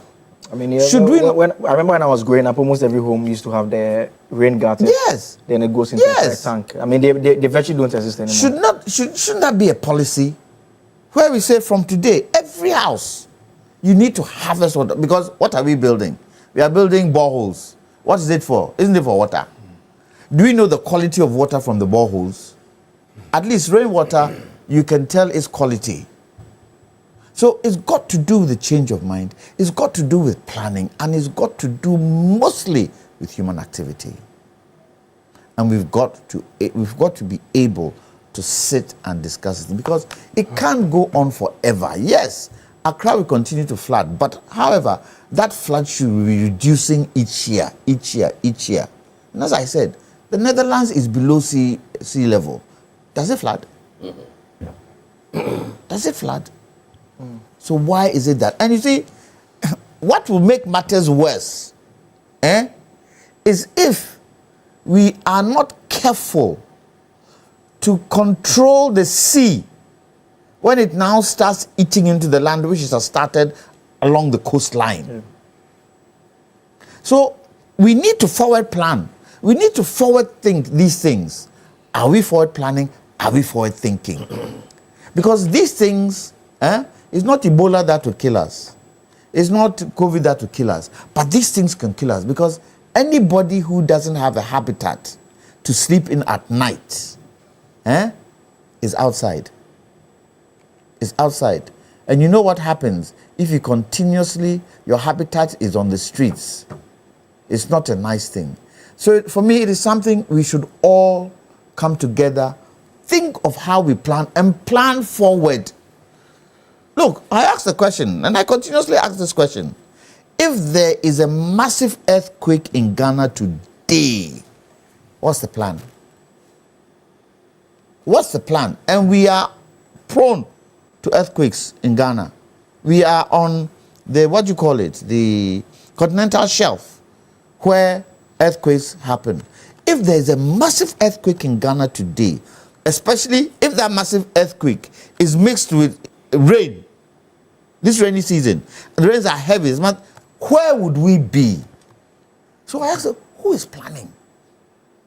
That is why sometimes for me, I indicate that NDPC should be an institution on its own. It shouldn't be linked to the presidency or any. It should be an institution on its own, planning how we handle our country. Because when you look at our manifestos, does it talk about flooding? Tell me which party manifesto, including my own. Which one talks about flooding in the city or flooding in Ghana? How many? None. So that responsibility should be given to NDPC. And we should get the experts, the engineers in there to plan our country. Because if we don't plan our country, I mean, I can't say. Very few. I can't say. Plenty.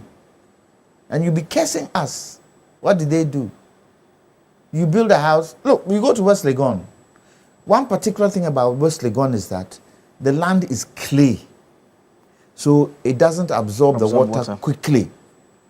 And the other thing about it is that if you do a foundation and you don't fortify your foundation, the clay sways your building. You don't see it swaying, but it sways it.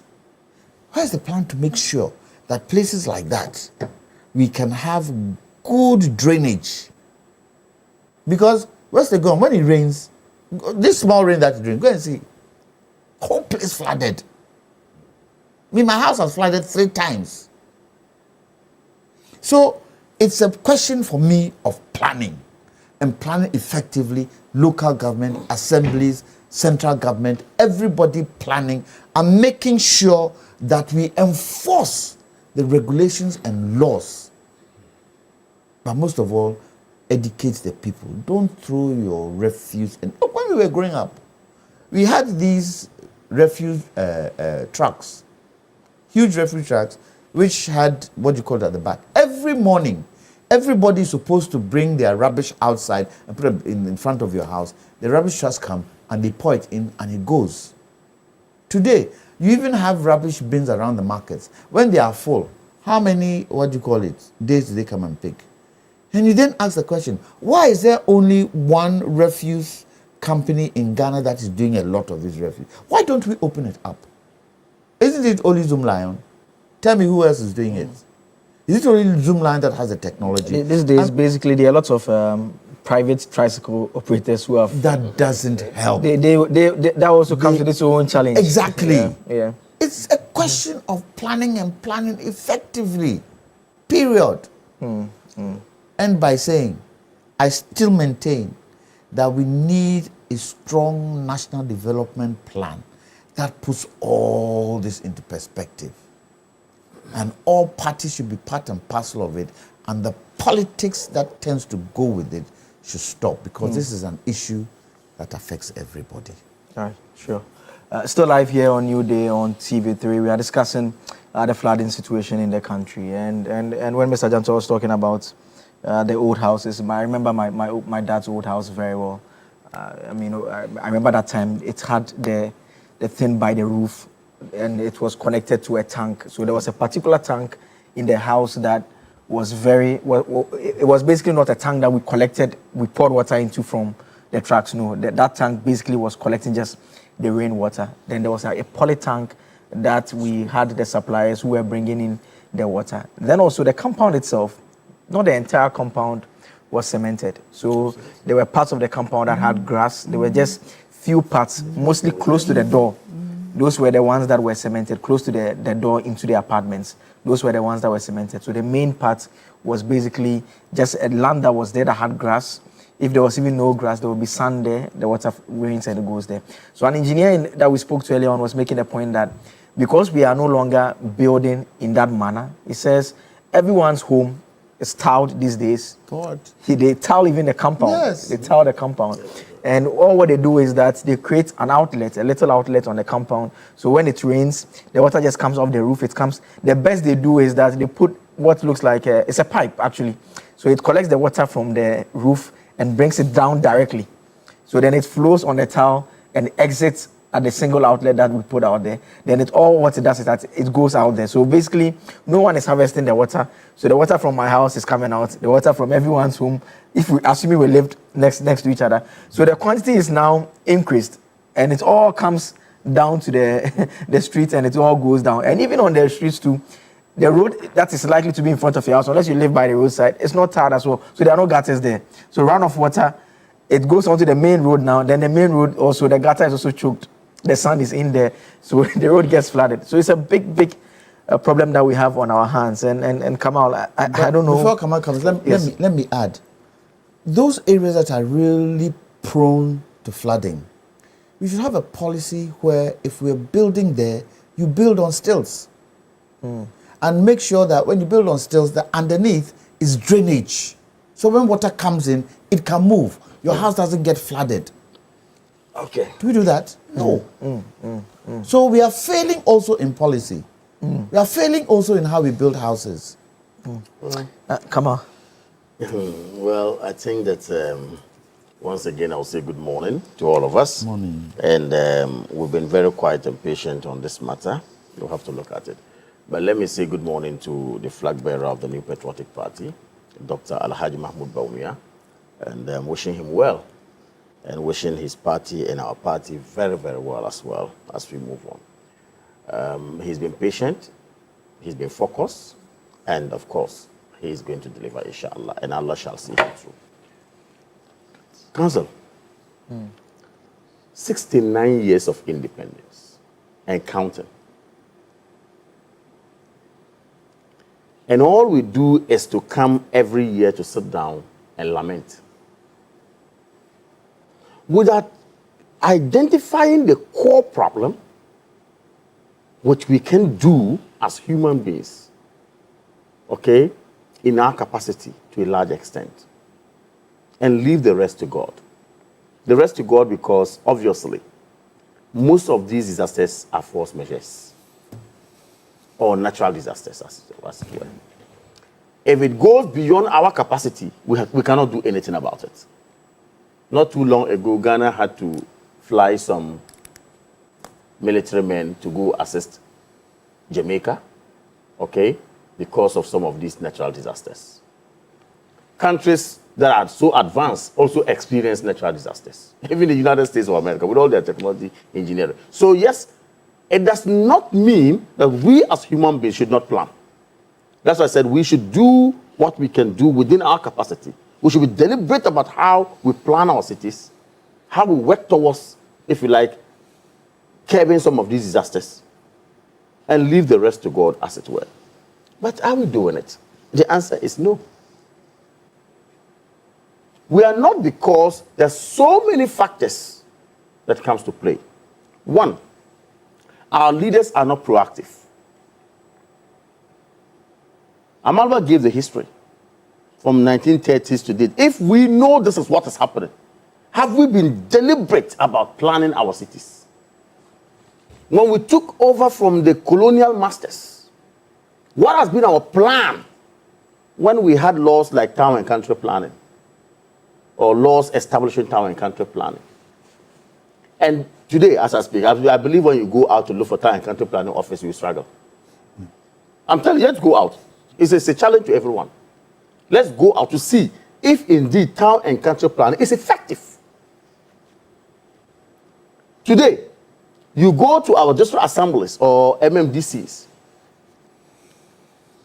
You're looking for someone to give building permits who is supposed to follow a structure, a form, a template is giving him on the table. That person will be found, but that template will not be found. He does it within his own whims and caprices, without recourse to the laws. That is why I say we are not proactive. And yet that person is paid monthly. And if he does not, he's not paid, he will make the noise more than everyone who actually is supposed to, make noise. Why? I have worked and they've not paid me, when in actual fact the person is not working. So we pretend to be working, we pretend to have laws, we pretend to have institutions, and our country is going backward. 69 years. We are here and we are comfortably referring to Malaysia, to Singapore, to Netherlands. We can make give such examples. But it is discipline that has taken them where they are. Simple. The president, when you played his tape, attributed the cause of some of these things to indiscipline. And I could not have agreed with him the more. It is complete indiscipline. Have you walked into a shop these days just to buy water? The water itself is plastic, and then the woman is telling them, listen to this. Oh, the woman is giving a plastic bottle and asking you whether she should put it in a plastic again for you to carry. Then I always ask them, why rubber again? I'm going to drink the water. He said, people, they want to find more and more. They'll be angry with you. Imagine, and that is true. And these are realities of life out there. The mindset. That you have disrespected me, you haven't kept it in the polythene bag for me. Honorable John just said something. He said some other jurisdictions, they're using banana leaves. They're using papers. In fact, just 2 days ago, I walked into a shop and I wanted to buy some, packs, food packs. I mean, what do you call it? You just take away packs or whatever. And I saw the paper ones. I was like, wow. I asked the old lady, she gave me the price. I said, no, I prefer that one. It's me in my car right now as we speak, because I have the need for it. So if I should buy paper, the other buy paper, and we are going to discard it, it is easier for such to be what? If you like. Sometimes you can even reuse those ones. Yeah, you can even reuse it sometimes. It's very strong. He made those references, and I'm asking myself, have we gotten our investment wrong in this country? Look at the number of banana trees. I don't call them trees or plants or whatever you call banana it. trees and Look plantain at trees. plantain trees. Look at what we have. So the leaves or raw material will not be a problem. Can't we have, through the 1D1F that MPP taught deep to have factories, can't we have an investor who will say that my duty is to ensure that I use banana leaves and papers to provide some of these, to produce some of these things? Containers. And then now urge government to ban the usage of plastics. Why? When COVID came in, look at how our ingenuity came up. To the extent that we had to use some of these clothes that you're wearing. Yeah. As what? Nose mask. It means that we are just lazy. Until we are forced by a circumstance, we will not think and we will not act as a people. And I am saying that the speakers have all spoken. Our problem is that it is indiscipline. Our leaders are not proactive. Some are pretending to work. How on earth? That's a very reasonable question, Lawyer John, to ask. You sit in the office, you allow someone to spring up a building until 1 year time. You go back and say, I want to go, and then what? Demolish it. Demolish it. Meanwhile, your duty was in the first place to ensure that nobody builds there. That was your duty. And yet that person is supposed to receive salary and even complain about the delay of his salary and then receive some, if you like, packages when he's going on retirement. How can we pay people who are not working? I think it's dangerous. It is bad for us. Second, our engineers and contractors. Who are we using as contractors in this country? I saw Suleiman Abrema and his friends when they did some work on the recent big push matter. To the extent that we are told that companies will be awarded several millions of Ghana cedis worth of contract, and their capacity is in question. Somebody will have 1 or 2 or 3 staff. Well, so struggle to get 1 tipper truck and get 1 wheelbarrow and is going to do big push. Go to places like China.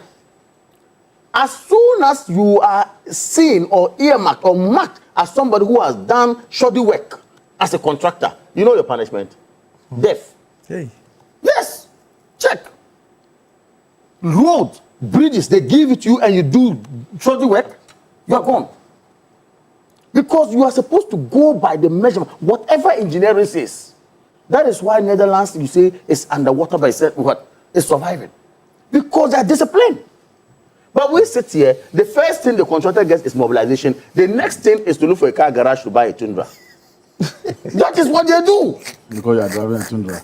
Or to buy a Land Cruiser. That is what they do. I'm telling you, our contractors. And I'm saying, these are things we should be serious about. The ministry gives you mobilization to go and work to save people. The first mobilization hits his account. The next thing is he's asking for a car garage where he can get a car to mobilizing himself. Yes. That's what the women like. And those are the things we do to ourselves as a people.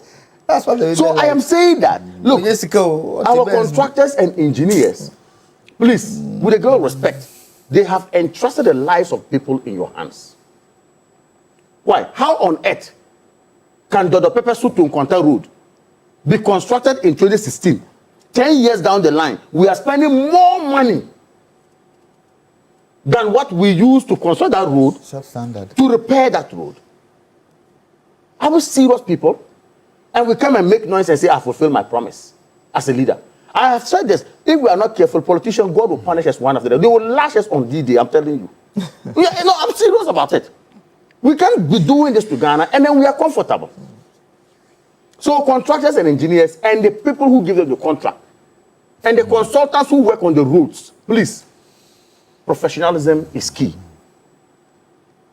Amalba says what? Water is very, very, very, very revengeful. Water is strong. Water doesn't joke where this is my passage. That is true. Just pour water down and then it struggles to get its route and you want to stop it. It forces to squeeze its way out. I agree with him seriously. It's true. Water is too strong. Many people underrate it. He decided to compare it to an elephant or something like that. But it's even beyond an elephant. It says the umbrella. And that is why when the elephant comes, One thing about, you see, then the cockroach will die. The cockroach will die. You see, it's very interesting. At least the umbrella will take him from the car. As for the umbrella you can't trust it. When there's little wind, you know what happens. You can't trust the umbrella. That's why they appear as scammers many times. When umbrellas come, what they tell you, I will do XYZ. Watch them. They are unable to do it. Because the umbrella, little proper wind, the umbrella begin to. You don't know where it's going. But the elephant stands. You understand? As for the umbrella, for them, they deceive people. They are scammers. They come and tell you what they will do, and yet they will not do it. You understand? It's the umbrella that has given you the personal example I gave you. Okay. You understand? But nonetheless, I think that with all this said, we are all on the same wavelength. We are saying the same thing here. We come every year, and I like the reference lawyer Malba made about Ricky Kassisi's piece that he wrote, when he says that, look, we have forgotten. We celebrate flooding as a festival too. I agree. It's true. It has become an annual ritual. Yeah. It is a perennial something. We end up, all we do is that every year we come and sit down and talk about it. But I think that our leaders must be proactive. Our contractors and engineers must be proactive. Our local authorities, we beg you. We didn't put DCEs and engineers, district planners, and whatever there, just because we take salary and then do whatever they want to do. With a great respect, I think we have to rewrite, if you like, our story and replan ourselves properly and then leave the rest to God, as it were.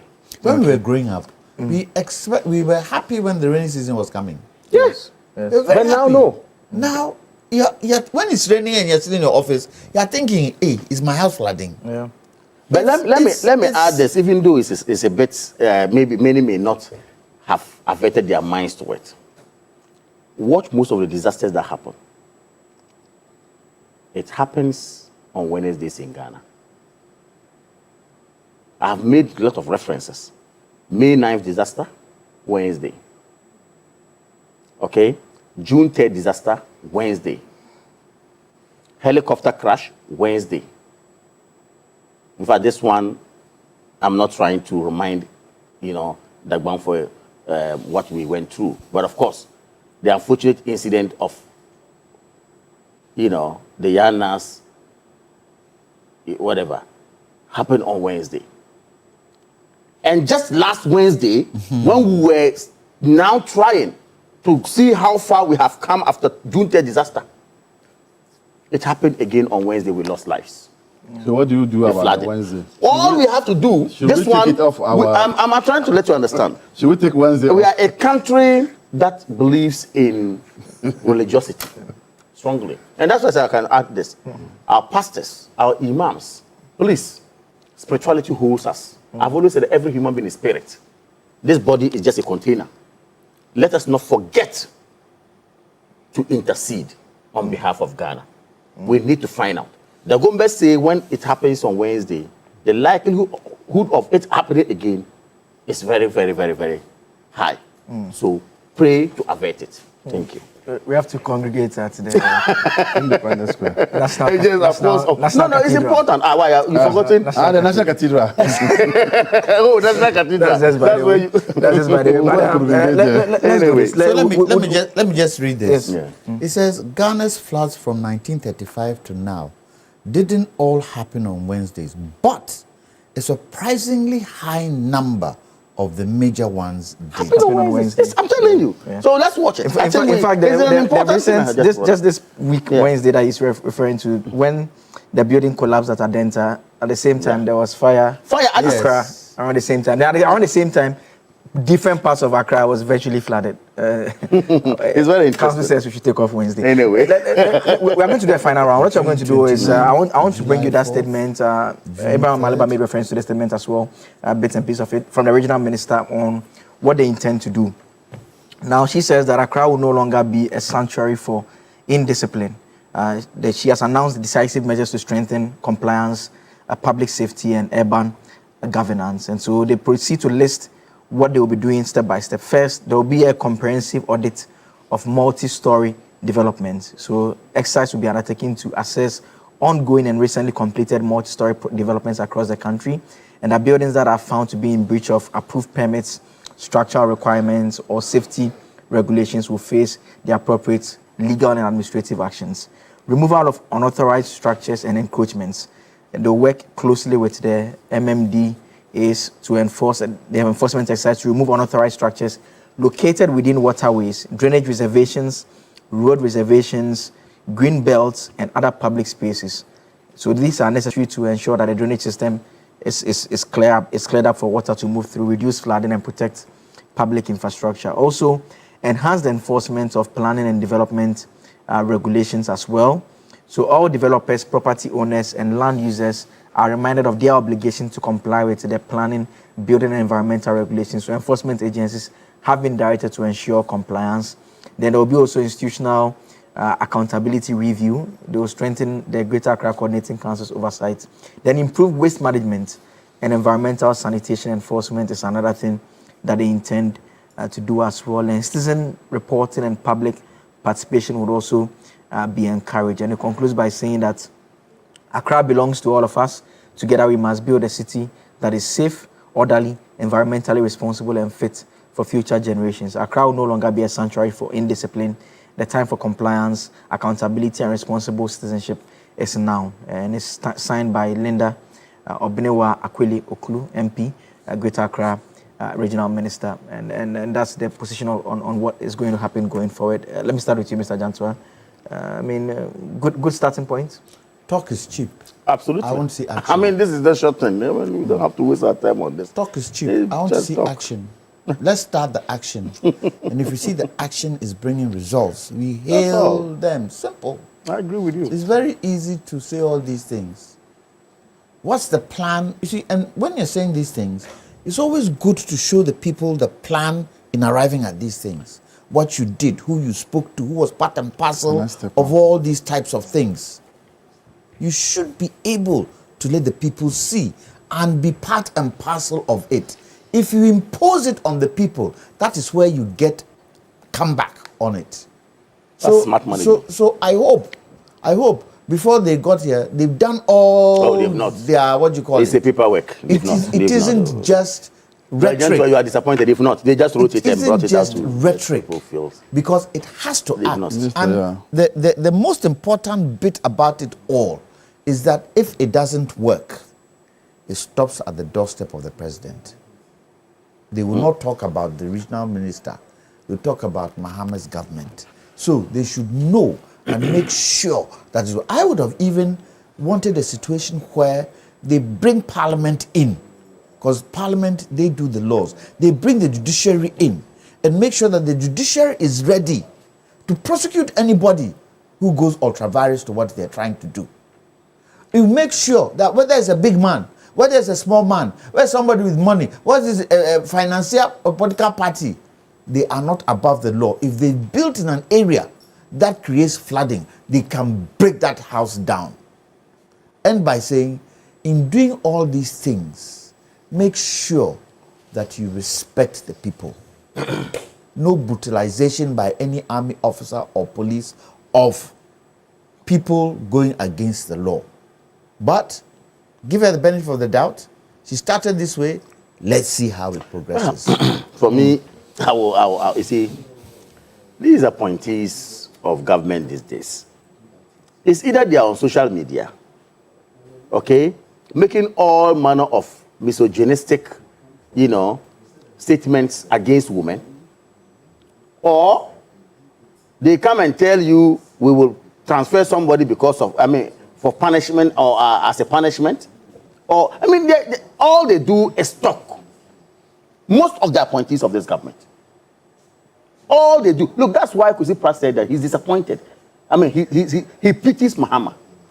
And that's exactly what Lord Jantua is saying. This talk is cheap. They wait. When things happen, they come to write plenty English.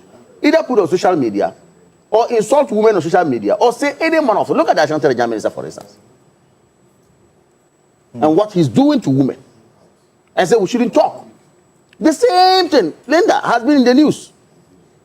Her own people came after her because of loose talk sometimes.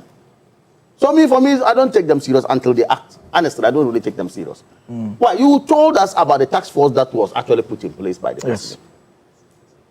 if you put a task force in place, 1 year down the line, we have not heard anything that the task force has done. With which ministry? Works and Housing Ministry is there. They are supposed to look at the brick and mortar, whatever that they are supposed to do. The task force committee, what is the work? 1 year down the line, what report have we received? Apart from when they were commissioned. You only read to us when they were put in place. Yeah. We should have wait, yearly, an account should come.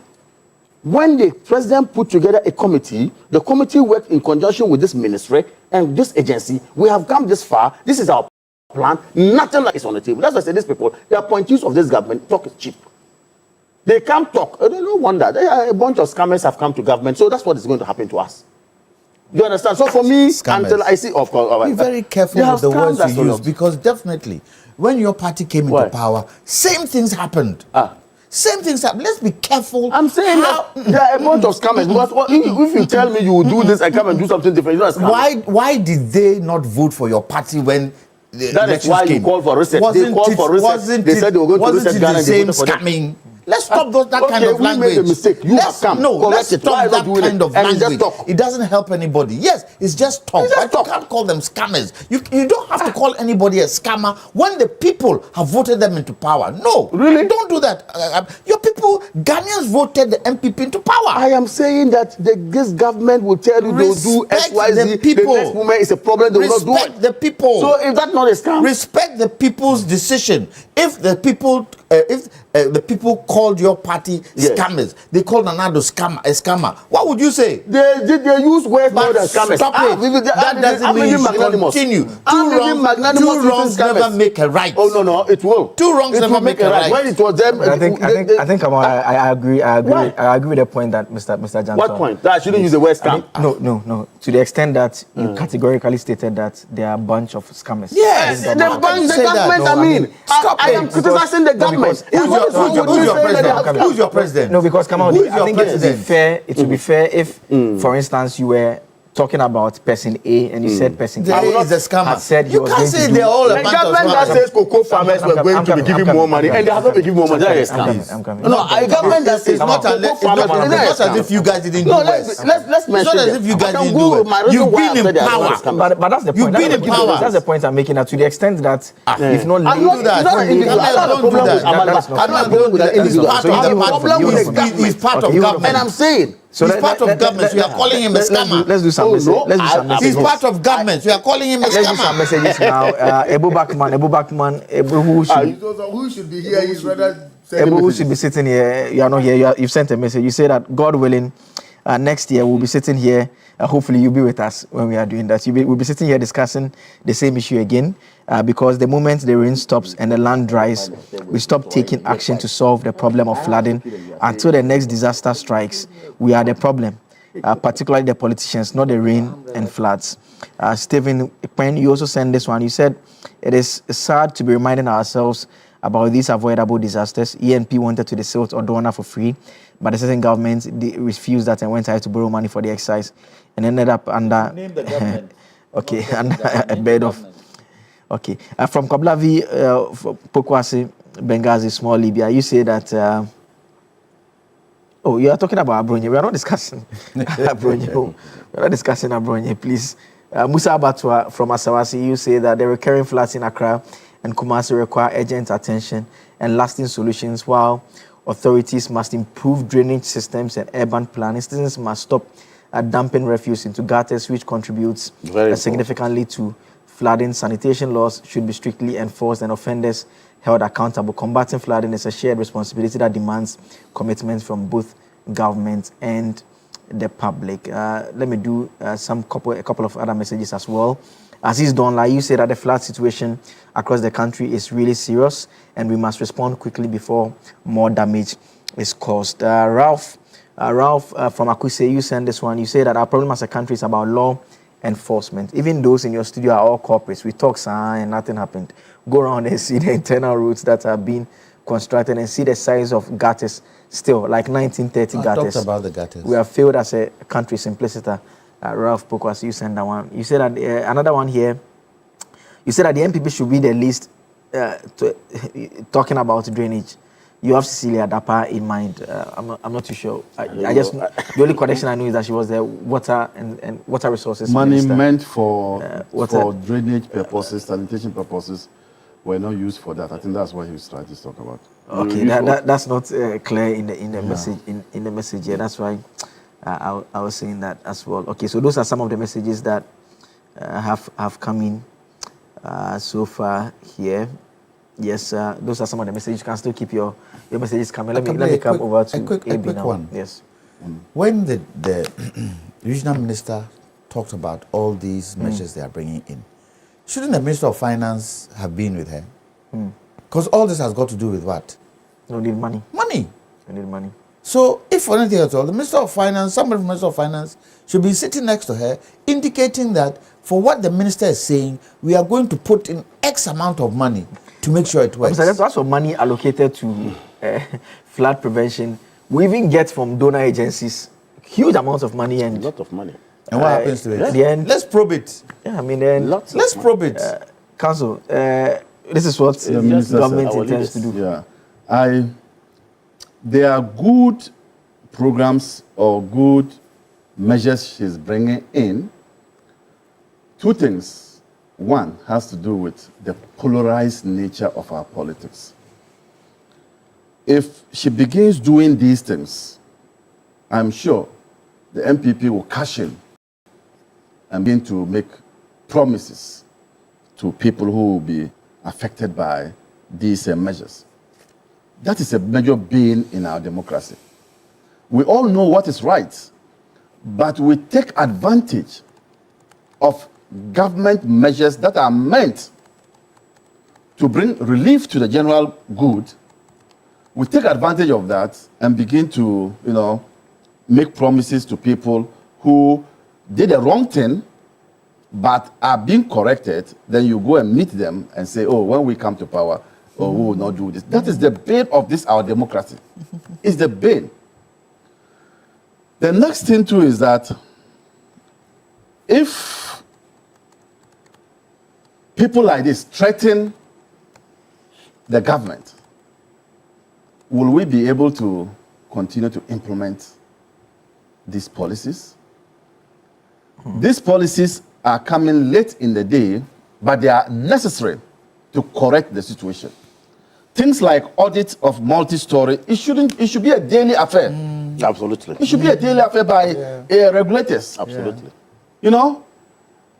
I have seen story buildings. I'm not an architect, I'm not anything about engineering, but you can just see, you can just ask your question, these pillars, can they actually support this? You can just see it. But they have come up. That is very true. These things should be a daily affair. Removal of unauthorized structures, daily affair. So, shanty towns. I think that she will be remembered if she is able to do these things as one of the best regional ministers. But you see, I remember during Rawlings' administration, one Amatefio, is it Nick? It's not Nick, but he's also Amatefio, made the Greater Accra MC. You should, Amatefio. Rawlings' time, Amatefio. He's late. They say he was an architect. And when he was appointed, people who call in, because he's a colossus in the architectural industry. People said that because of his background and knowledge of Accra, some of these things that we are talking about flooding, about kiosks, misplaced buildings where buildings are not supposed to be, will be solved. It didn't happen. It didn't. And we are here today. So I don't know. It's unfortunate. And that is why I have said that, can we go the Ivory Coast way? Can we? Do we have resources to do that? Can we move the capital from Abidjan to Yamoussoukro? Can we move the capital from Nigeria, from Lagos to Abuja? Can we do that? Can we also do that? And just move the capital. And when you go to Abuja... Amaka Amatefio. That's him. Late. If you go to Abuja, and you can see planning. You can see, even though now Some suburbs are also coming up.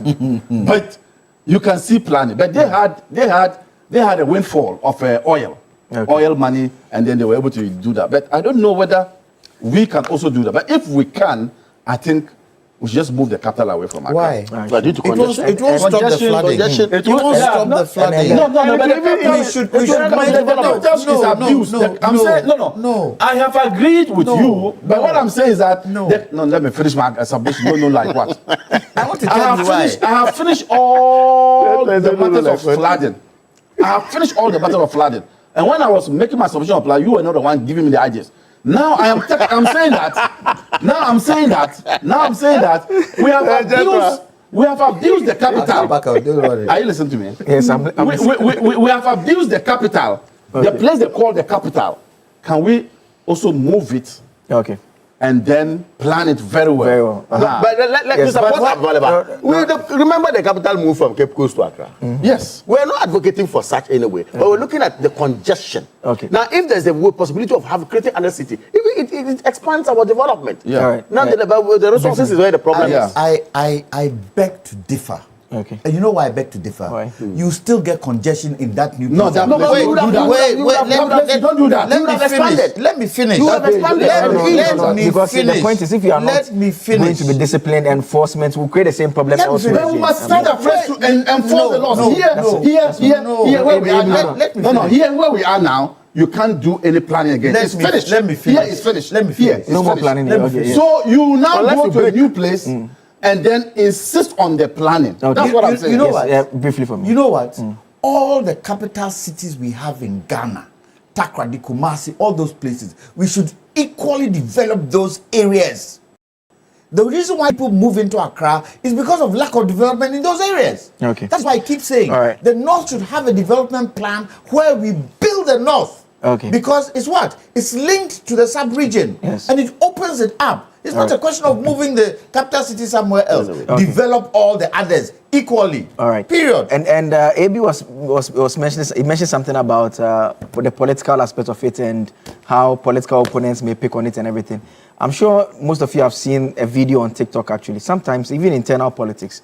There's a video of an NDC parliamentary aspirant in a previous election. His wall has been pulled down and he's making allegations. You just go on TikTok, just check that video. The gentleman's name is he's Kobe Mensah. Yes, we've seen that video on TikTok. Kobe Mensah, former NDC parliamentary aspirant for Ablekuma West. I've seen this one when I was coming. I watched an interview that he had granted where he was talking about the fact that his wall has been pulled down because of the party's internal politics. And after they lost the election, someone put it on a WhatsApp page that they now have the MP and they have the MC, so they were going to deal with him. Meanwhile, the assembly has demolished a wall saying that it's obstructing a major waterway at Opeitekwe in the Ablekuma West constituency. So that is his wall that has been pulled down, and that is his actually. So sometimes the politics is not even just MPP and this. Sometimes even within the same political party. And he, if you listen to the interview, he says that even under MPP that he does not belong to the MPP. They didn't pull down his structure, but under the party that he has stalled for the party that he has stalled with his resources, they are doing this to him. So those are some of the things that we've had to be confronted with in dealing with this situation that we have on our hands, and that's how we wrap up this segment. We're not talking about the hospital big matter. issue. We have to do a crossover. Hold on, we have to do a crossover. So yes, we have to do a crossover. I'm coming. We have to do a crossover. A big issue, as always, is sponsored by the University of Gold Coast. Whether you are aiming for a specialist MBA in marketing, communication, operations, supply chain, human resource management, finance, entrepreneurship, innovation, or business intelligence analytics, or you want to advance through our dual MBA or chartered manager MBA, University Gold Coast gives you options that match your vision. And if your next step is an MSc in international relations, communication, international marketing, international law, security diplomacy, accounting, finance, or human resource management, an LLM in international law, security diplomacy, or an MA in biblical studies, practical theology, the pathway is open. You can apply today because at University of Gold Coast, we make it practical, flexible learning, flexible entry, and flexible payments. Study around your work and life and choose a route that fits your background and pay in convenient installments as well. Your dream deserves structure, your future deserves strategy, your purpose deserves training. You can apply now at www.ugc.edu.gh, or you can call or WhatsApp us on 0263 888555. University of Gold Coast, building leaders for the nations. My guests this morning have been Kamaldeen Abdullahi. The Ghana Drunkards Association, they are calling for the boycott of drinks from South Africa. So if our Drunkards Association can do that, those of us who are sober should do more, because the situation is dire in South Africa for our brothers. And I think that on this occasion, I want to commend the Ghana Drunkards Association, not for them drinking, but for them showing the way. That's Abraham Amaliba. He's with the National Democratic Congress, Director General National Road Safety Authority. Kwame Jantua is a legal practitioner, member of the Convention People's Party as well. Kamaldeen Abdullahi is with the New Patriotic Party, Deputy Commissions Director, former Consul General to Kingdom of Saudi Arabia, the man who drives a powerful car. I'm going to check his car right now. We'll take a quick break. We'll be right back. Stay tuned in.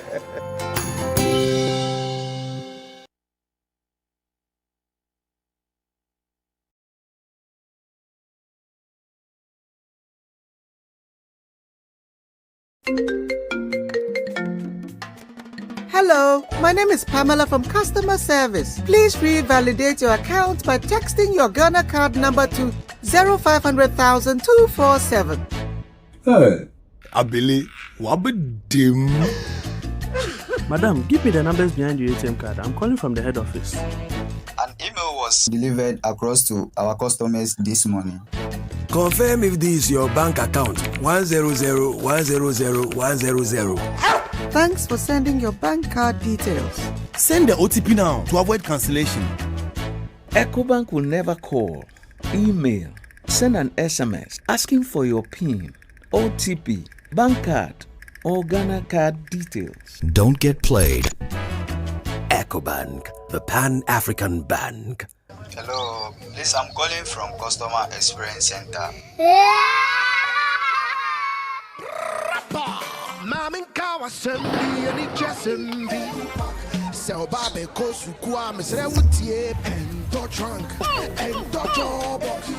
This is the old way.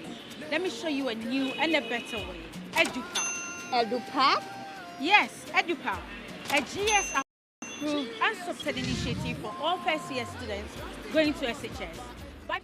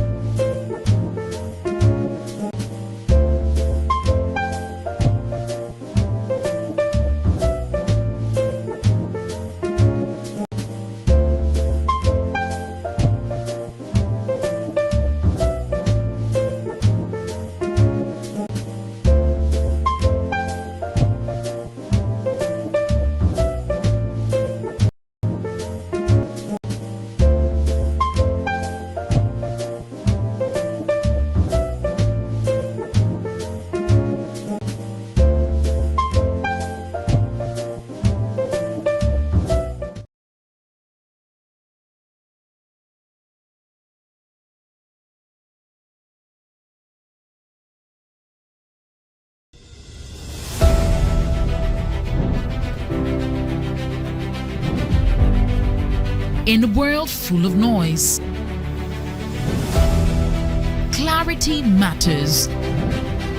Stories shape us, ideas challenge us. An honest dialogue moves us forward. This is a space for depth, where voices are heard and perspectives matter. Conversations with Dr. Abnanya Kwasmini, coming soon on TV3. TV3, first in news.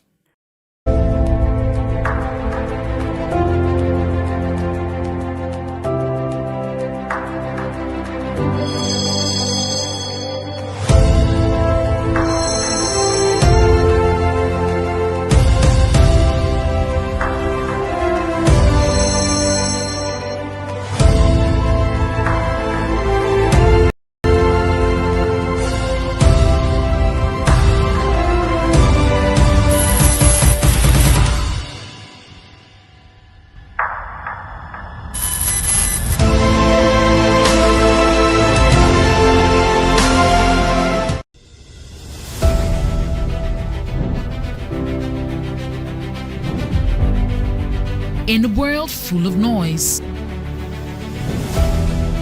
clarity matters. Stories shape us, ideas challenge us. honest dialogue moves us forward. This is a space for depth, where voices are heard and perspectives matter. Conversations with Dr. Abnanya Kwasmini, coming soon on TV3. TV3, first in news.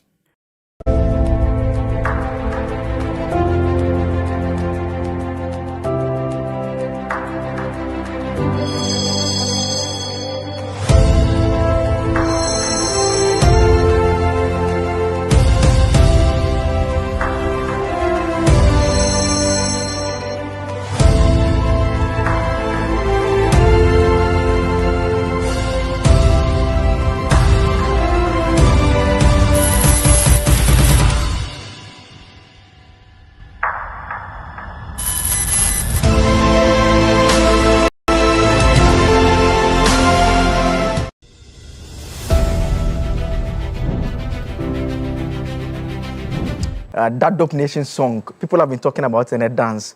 There's a meme I actually saw on TikTok when the gentleman scored, Caleb Yuenchi, when Caleb Yuenchi scored, someone was saying that Dope Nation, you were waiting for him to do the Kakalika dance. But if you want to do the dance at the tournament proper, we have to score goals. And whether we can score goals is another matter altogether. But the Black Stars, they've arrived in Washington? Yes, yes. They are in the US now for the FIFA World Cup. It's not their official arrival. It's a bit tricky with regards to the itinerary because they landed in Washington and they are currently in Virginia. However, they would move to Maryland where they will base up until they play their friendly game behind closed doors. And then from Maryland, they head to Rhode Island where they'll be at the Bryant University. That's their camp base for training for this FIFA World Cup. So they would then go to the Rhode Island, be at the Brown University, and train up until a day before the match against Panama, which they would fly into Toronto, play that game, and then come back the night after the match. So once they finish that match, it would be around 7 p.m. Canada time. So once they finish that match, by 10, 11, they are back to Rhode Island to continue preparations for the England game as well. So there's going to be a lot of movement in the next few days for the Black Stars, and I mean, it's time. It's crunch time, and we're hoping that they're able to prepare well. I mean, let's talk about the team now. And I know that quite recently there have been questions about the quality of the squad. And this early in the morning, I was reading a publication by The Guardian. They profile the various teams. And the Ghana profile, actually, they list Antoine Semenyo as the star man. And I found it very interesting because maybe 14 months ago, I don't think most Ghanaians would have agreed that he would be the star man. But in terms of the quality of the team as we have it now, and Antoine Semenyo himself has been speaking about that as well, I want you to answer the question first of, are they good enough? That is one. I mean, potentially, if you compare to maybe the twin group, one may argue that they may be a bit similar because they were young, relatively unknown. But with that team, they had done so well at under 20 level. Yeah. So is the talent there? Is the potential there? I think there's never been a doubt about the level of talent that this Ghanaian team possesses. Even in the worst periods that we've seen in the past 6, 7, 8 years, failing to qualify for the AFCON, not being able to go past the group stages, you still had very talented guys like Mohamed Kudus, Kamaldeen Sulemana, Enes Nuama. All of these guys are well rated when it comes to their club sides in Europe.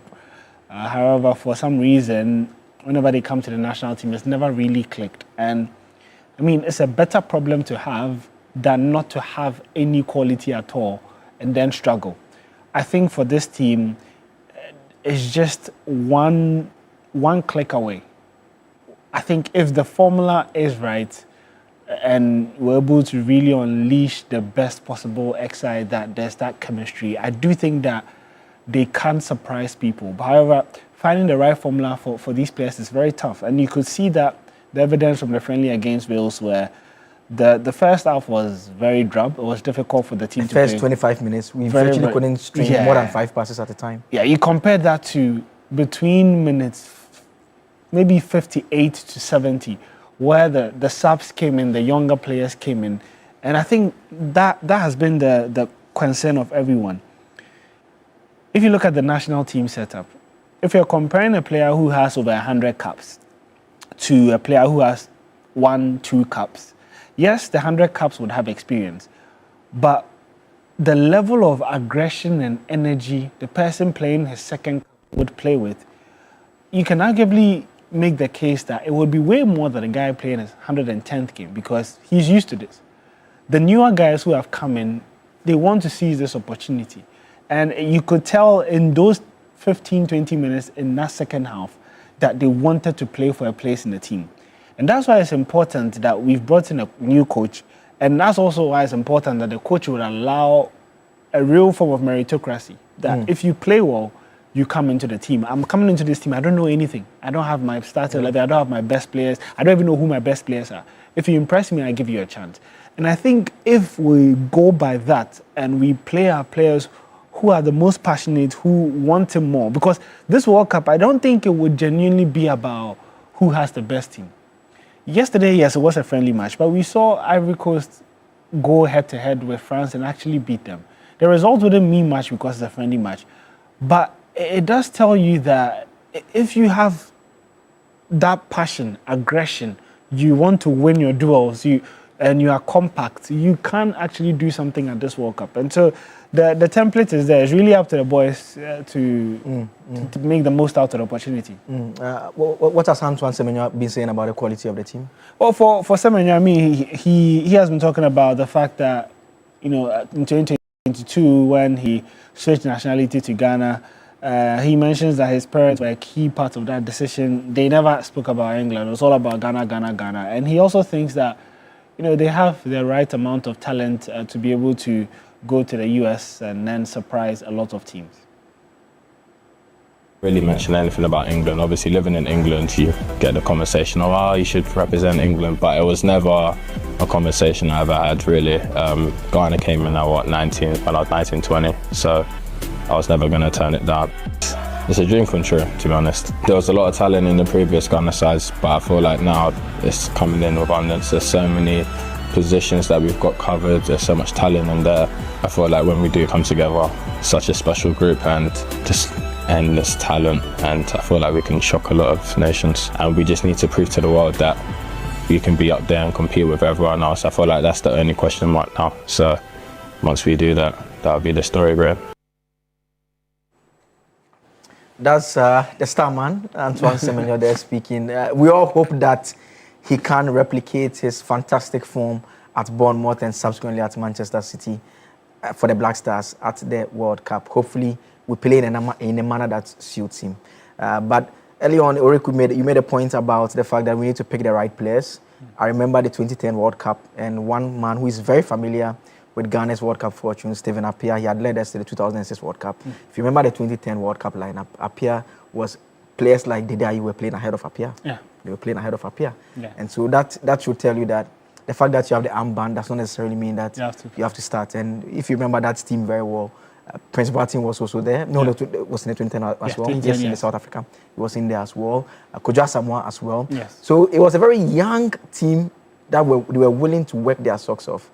And then I don't know what Appiah has been saying about this current team and going into the tournament and what they can do with his own experience, especially the last World Cup. He had to sit on the bench as the captain. Yeah. Basically, more or less became a general captain of sorts. Yeah, I think that's the message that he's preaching. That the World Cup is a really big opportunity, and for him, he's urging every player who gets the chance to showcase